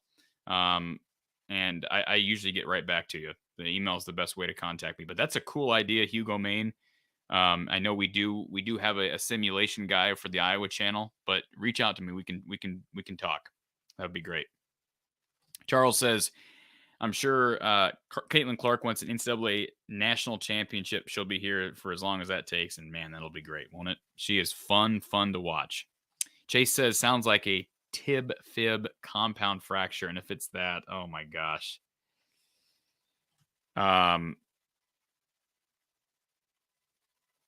Yeah, but I don't really know what is tib-fib. Tibia fibia, I don't know what that means. But a compound fracture is not a good thing, right? And I feel for the kid. I don't know Josh Dix, never have talked to him. But man, you hope he's gonna be okay. He's got time, right? He's it's January, so I'm sure, assuming he's okay. We hope for that. You just got to hope that he can get back. That's a sad story. Joe Welsh, both Williams are equivalent to Goodson, in my opinion, after watching. They provide stuff that Goodson does not. Now, Goodson probably provides some things that those guys don't either, but to have 2 guys that can... I mean, Iowa wasn't really comfortable with anybody besides Goodson this year. Like, Kelly Martin fumbled the ball too much. Gavin Williams didn't play a lot. They have an excellent opportunity now with 2 backs and then 2 freshmen who I like Caleb Johnson a lot. I like Jazzy Patterson a lot. Destiny Pirate, if we fill center, Iowa will be better than this year. We still need QB toughness. Then we could take 1 or 2 of the hardest 4 games. 10 wins is possible if. Yeah, and again, you say it'll be better than this year. I mean, that's assuming that the offense gets better. And I guess I'm not saying you're wrong, but what are you basing it on, Destiny? Like, who's going to be better? Who's taking a big jump? Because they lose their best player in Tyler Linderbaum. You have your same quarterbacks that struggled this year. You have the same coaches back that struggled in play calling. I'm not saying they won't be better, but I just like to know the reasoning as to why, because I don't know of anybody. Maybe Cooper DeJean is a guy who didn't play much this year that can really bust onto the scene next year, and certainly Xavier Wampa will come in as well. But I would say they have a chance to be as good. But again, I don't think that equals more wins necessarily. Joe Welsh, Gooden was fun to watch in his first 2 years. His junior year, he was just flat. Obviously, the line sucked, but still, Destiny Pirate, besides Iowa, having Michigan, Wisconsin has a similar schedule. Absolutely. If Iowa can beat Wisconsin in half with Michigan, and Ohio State, or if only Iowa beats Purdue, the Big Ten West. The Big Ten West title is possible because all those. I could easily see the West champion being 9-3 next year. Absolutely could see that. Hugo Main, absolutely. You got to put your fandom aside when you are in your position. A lot of these guys, yeah. I mean, look at Jess Settles. He's doing analysis, and normally he's a former player, but he's also an Iowa fan. Chuck Long, same thing. He's working for the Big Ten Network. Those guys are great. So it is possible to do that. Not everybody can do it. I'm not saying I do it perfectly, but got to be able to do it if you're going to be in this position. Yes, I'm not going to act like a Penn State fan. I absolutely won't, and not going to tell my players to fake injuries. Joe, refs blew that game. Still can't believe they took away Joe T's layup. Absolutely, that was a terrible. I was more upset about that. I was more upset about the layup at the end of the first half against Rutgers than I was that call against Keegan Murray, because the layup was reviewed, folks. And you and I both know the principle of officiating and of reviews is it has to be conclusive evidence to overturn the call in the field or the call in the court. And the fact that Joe Toussaint, there was no way you could possibly say that it was conclusive that the ball was on his hand. You cannot say it was conclusive. That is ridiculous. Now, maybe it was, but it was a fingernail if it was. It was called good on the floor. Don't tell me that it was conclusive. That upset me. And, it was the difference in the game. 0 points off the bench. Mr. CEO says, you can't discipline officials. Trust me, they would all go on strike. Well, what are we going to do? So no accountability in the workplace? It sounds like some other working people that I know. No accountability. You might be right, Mr. CEO. You've got to figure out a way, though, because there's some problems with Big Ten officiating. It's been a problem for years. The Real Hayton says the definition of insanity, doing the same thing over and over again and expecting a different result. Quarterback. Yeah. Hugo Main says it's going to be a big year. Can't believe the amount of talent we have returning. We do have a lot of talent returning, but we also have talent leaving. Tyler Linderbaum's gone. Again, you're starting left guard, who I'm not real beat up about that loss, but Jack Kerner's gone. That's a big loss. Dane Belton's maybe the best defensive back in the Big Ten Conference. So not raining on your parade, Hugo Main. I think it's going to be a really good defense and really good special teams, but I still got question marks, and certainly spring will be interesting. Iowa did offer Tyrone Webb of the 2023 class. Iowa has extended some offers here this over the past week. And before we go, we are going to explain, kind of recap the latest on the transfer portal. I know we talked about it early, but this whole thing was kind of supposed to be based on the portal, and we've gotten talking about a variety of things, which is okay.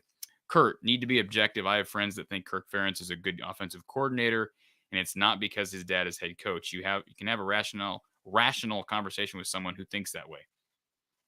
Kurt, I love having rational conversations, and that's why I don't come on here and rip Brian Ferentz, because I get tired of people that see things black and white. There's a line in the sand. There's just everything is a statement. It's a fact, and it's just it's so maddening. And then you can't respect somebody else's opinion, and if their opinion is different than yours, it's stupid. It just gets so old, and I just don't deal with it anymore. But you're right. I'm fine with having conversations, because that is a fair conversation to have. I think the numbers prove otherwise, but somebody wants that opinion. I'm going to listen to their opinion. That's their opinion.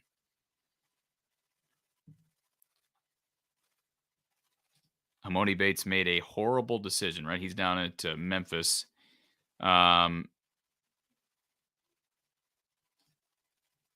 Yes, please hit the like button if you haven't already done so, haven't already subscribed. That would help immensely. Thank you, Doril MVP.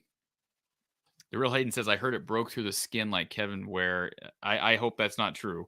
And I don't want to, I'm not saying that that's not true, but I haven't heard that officially. I'm going to hope you're wrong, The Real Hayden. I'm hoping you're wrong on this. And we're talking about Josh Dix, Iowa's 2023 wing, or 2022 wing that they have committed.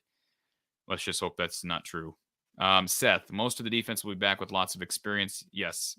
Again, no Belton, no Kerner, no Hankins. So they do lose guys. They lose important players. Not saying they can't replace them, but they lose important players.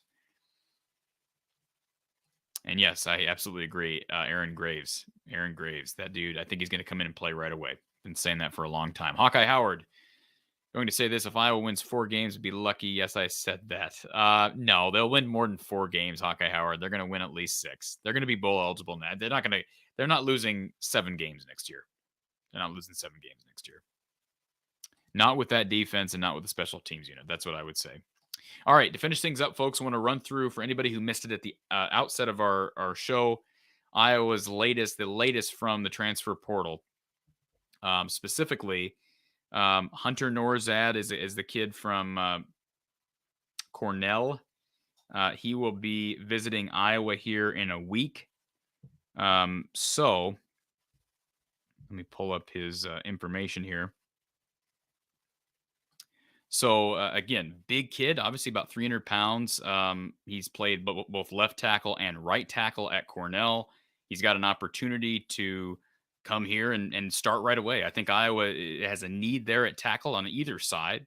I don't have a lot of faith in what I've seen from Jack Plum, number 79 at Iowa. Certainly, DeYoung is young. I know a lot of fans, no pun intended on that one, DeYoung is young. But I think a lot of fans grew weary of him, and I understand it, but he is a young guy. Mason Richmond is a young guy. So whoever Iowa, those guys are going to have to battle. If a guy like Nourzad comes here and is clearly a starter, then you're going to have Plum, Richmond, and DeYoung battling for one spot. And that's called healthy competition, folks. Now, Nourzad's not guaranteed a spot. Even if he comes here, he's going to have to compete and win. But when I watched him on tape, and again, we're looking at Nourzad going up against fellow Ivy League competition. So you can't really read too much into this. But what I see is really good pass blocking.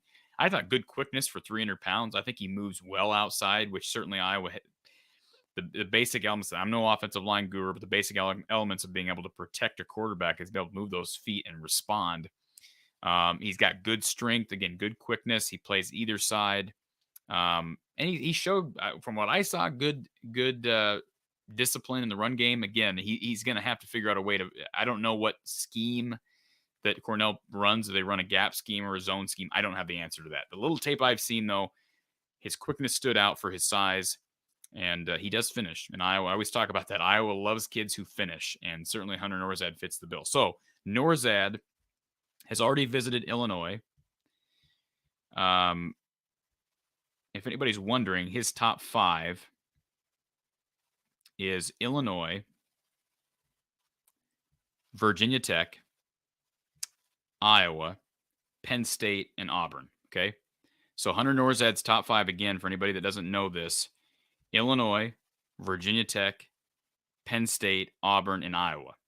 I know I read those in a different order that time. But Hunter Nourzad's wanted by a lot of schools. All right. So he's already been to to Illinois. He's already visited Auburn. Penn State, I believe he visited Penn State today, and then he'll be at Iowa a week from today. That's according to Blair Sanderson of Rivals.com. He also gets a Virginia Tech visit on the 25th. So Iowa's the last. You could reason that he's saving the best for last. You hope that, right, as an Iowa fan? But certainly he's a kid that could help. This is the most important transfer out there for Iowa. If you're not going to go get a quarterback, Hunter Nourzad is the kid Iowa needs. If they can land him, I will be very, very happy. Okay, I'll be on here talking football for a while next week, whenever that commitment happens. Hopefully it happens. Now, to kind of recap those 4 schools who they're going up against, Illinois has obviously got stability with a new coaching staff and Brett Bielema. You know, Auburn is Auburn. You know, they're going to garnish some attention at the SEC. Certainly jumping from Cornell to the SEC would be something that I mean, any kid at that age would love to do. Penn State, obviously, James Franklin has inked in another extension. He's there to stay. You know, Virginia Tech's had a little bit of instability, but, you know, they're recruiting him now, but certainly not nearly as stable as the likes of Iowa, Penn State, Illinois. So it'll be interesting to see. Again, you know, he's jumping level, right? He's jumping a couple levels, going from the Ivy League to the Big Ten or the SEC or the ACC. So we will wait and see. But again, Iowa visit on the 28th of January, so a week from today. Second guy that Iowa has offered, and again, these are offers, official offers that these kids have announced. Steven Stilianos, tight end out of Lafayette. Again, another FCS school. You know, Steven is 6'5", 250. He seems to, they seem to run Steven a lot like Iowa runs Sam Laporta or TJ Hawkinson. They send him in motion a lot. He catches a lot out of the backfield. He's good carrying the football. He's got good speed, good hands, and he's in motion a lot. They run tight ends very similar to how Iowa runs tight ends, and they involve him in the passing game. So again, different level, but he fits the Iowa mold.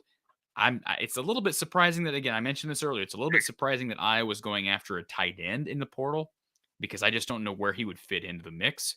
But he has offered, Iowa has offered him, and I have not heard anything official about a visit yet, but certainly he's on Iowa's radar. Thank you for calling from the Hawkeye of the Storm. Who's on the line?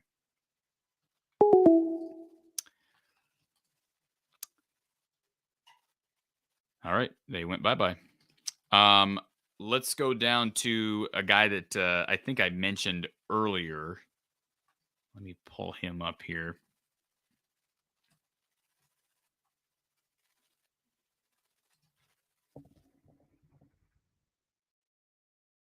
So this is Nate Peat. So if anybody's not familiar who Nate Peat is, and perhaps you did see this on Twitter, Nate Peat is one of the two, I don't call them bell cows, but got a lot of playing time at Stanford.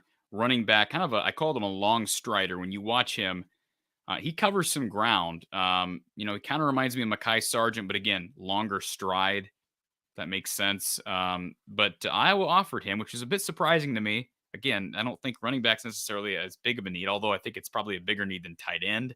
Numbers, from a numbers standpoint, tight end is important that Iowa recruits well in 2023. But I'm a little bit surprised they'd be going to the portal, especially a guy who's a senior. Now, I did see somebody earlier in the chat that said he might have 2 years left. I think they were talking about Stilianos. And again, that might be because of COVID. I'm not saying that either one of these grad transfers could potentially come back an extra year. I acknowledging that, but both of them, Nourzad and Stilianos, are seniors. So, I don't. According to Lafayette, the Lafayette Athletics website, he was a senior this year. It's my understanding. So next year he would be a super senior. So I would think that would be his last year, actually. So again, both of them are grad transfers, as far as I'm aware. And both of them very, very good schools. So academics are not going to be a problem getting into Iowa. There's no question about that. But Nate Peat committed to Mizzou. So Iowa, again, was in on him, offered him. I don't really know the reasoning as to why, again, they need depth, but he's certainly not coming here to sit on the bench. He's not coming here, but if he had come here, he was not going to be coming here to sit on the bench. So a little bit surprising Iowa did that. It might just be uncomfortability from Kirk Ferentz and his staff with two guys in LaShawn Williams and Gavin Williams. So although they played good in the Citrus Bowl, do you trust them to be the two bell cows for you? And perhaps they just don't. They'd rather a guy like Peat who's a little bit more experienced. But I don't think running backs, I don't think that's a huge loss that Peat committed to Mizzou. And as far as other portal traffic or portal discussion, really Stilianos and Nourzad are the only guys right now that I know of that Iowa's pursuing. Chance Main, a kid from Incarnate Word, there were rumors that Iowa was interested in him. I don't think Iowa ever offered. He just committed to Colorado. He was a defensive end from Incarnate Word. There was a kid from Albany that I heard, rumors that Iowa was interested in, but nothing substantial. Really, the only thing that I've heard that's been substantiated are those three guys. Nate Peat out of Stanford at running back, Hunter Nourzad, an offensive tackle from Cornell, and Steven Stilianos, tight end from Lafayette. And again, Peat has headed to Mizzou. Nourzad will be here visiting in a week, and I have not heard anything about official visits or schools who are in the running from Stilianos. I can tell you this. I guess we can do this while we're on here before we get off. So Steven Stilianos, let me pull up his profile here. I can tell you who has who has offered him according to his Twitter page. So Iowa's offered, of course. Pittsburgh has offered, and it sounds like he visited. Yeah, Virginia has offered. Temple has offered. James Madison, Eastern Carolina, Sam Houston State has offered. So, and then Rutgers has offered. Albany has offered. Georgia Southern has offered. Rhode Island. He's got a lot of offers. Now, some of these are not high major offers. UConn offered. Syracuse offered. So he's obviously wanted by a lot of schools. There's no question about that. Obviously, the ones that stand out would be Iowa, Rutgers, Virginia, and Pitt. And we could see more. We could certainly see more, but it does say on here. I acknowledged that comment earlier. It does say on his profile that he's got 2 years of eligibility remaining. So he's a spring graduate. So I have to do the math. I haven't looked back at what years he played here or played at Lafayette, but it said he was a senior on his bio page. But apparently he's got 2 years of eligibility remaining. So perhaps he comes here and plays third fiddle. I just can't imagine him doing that, wasting one of his 2 years. Maybe not wasting, but using one of his 2 years on a year that you're probably not going to play a lot. That's why I would say that I would probably guess he doesn't come here, but I don't know the kid. But certainly he'd have a chance in 2023 once Laporta's gone. Certainly him and Lachey. But again, I wouldn't say tight end is a huge position of need. All right, last call on the phone lines, folks. 515-635-1601. 515-635-1601. Tim the Tap Man, I just met the Murray twins at a high school game. That's cool. I heard they're both. I've never spoken to either one of them. I've heard nothing but good things about them and that whole family. Hugo May, do you think there is a greater possibility Brody Brett will become a star receiver or stop playing football on pitches? Probably the latter. I'm not saying he can't be good here, but how often does Iowa get anybody that becomes a star receiver? I mean, I hope he doesn't leave because I think he's got size that Iowa could use on the outside, but if it's one or the other, I'd probably take the latter.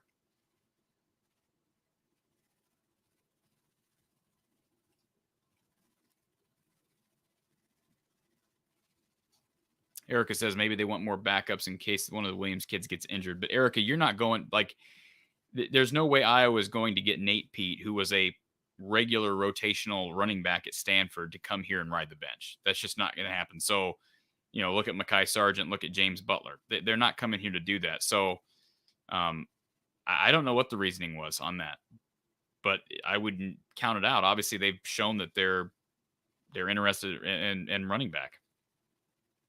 And I don't have the answer to this question, John. I apologize. How many scholarships does Iowa have left to give out? If are we talking football? Or I'm assuming we're talking football, because as far as basketball is concerned, I could tell you if I looked here.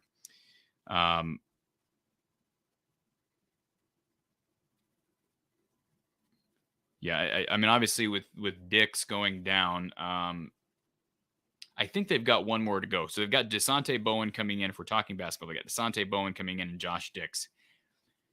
Bohannon will be leaving. Again, does Connor McCaffrey come back again? That's a question mark. I'd have to look at the scholarship chart. But where there's a will, there's a way. You've got two sons on the roster. We'll see. And again, I'm hoping you're talking about football. Okay. I don't have the answer to that one.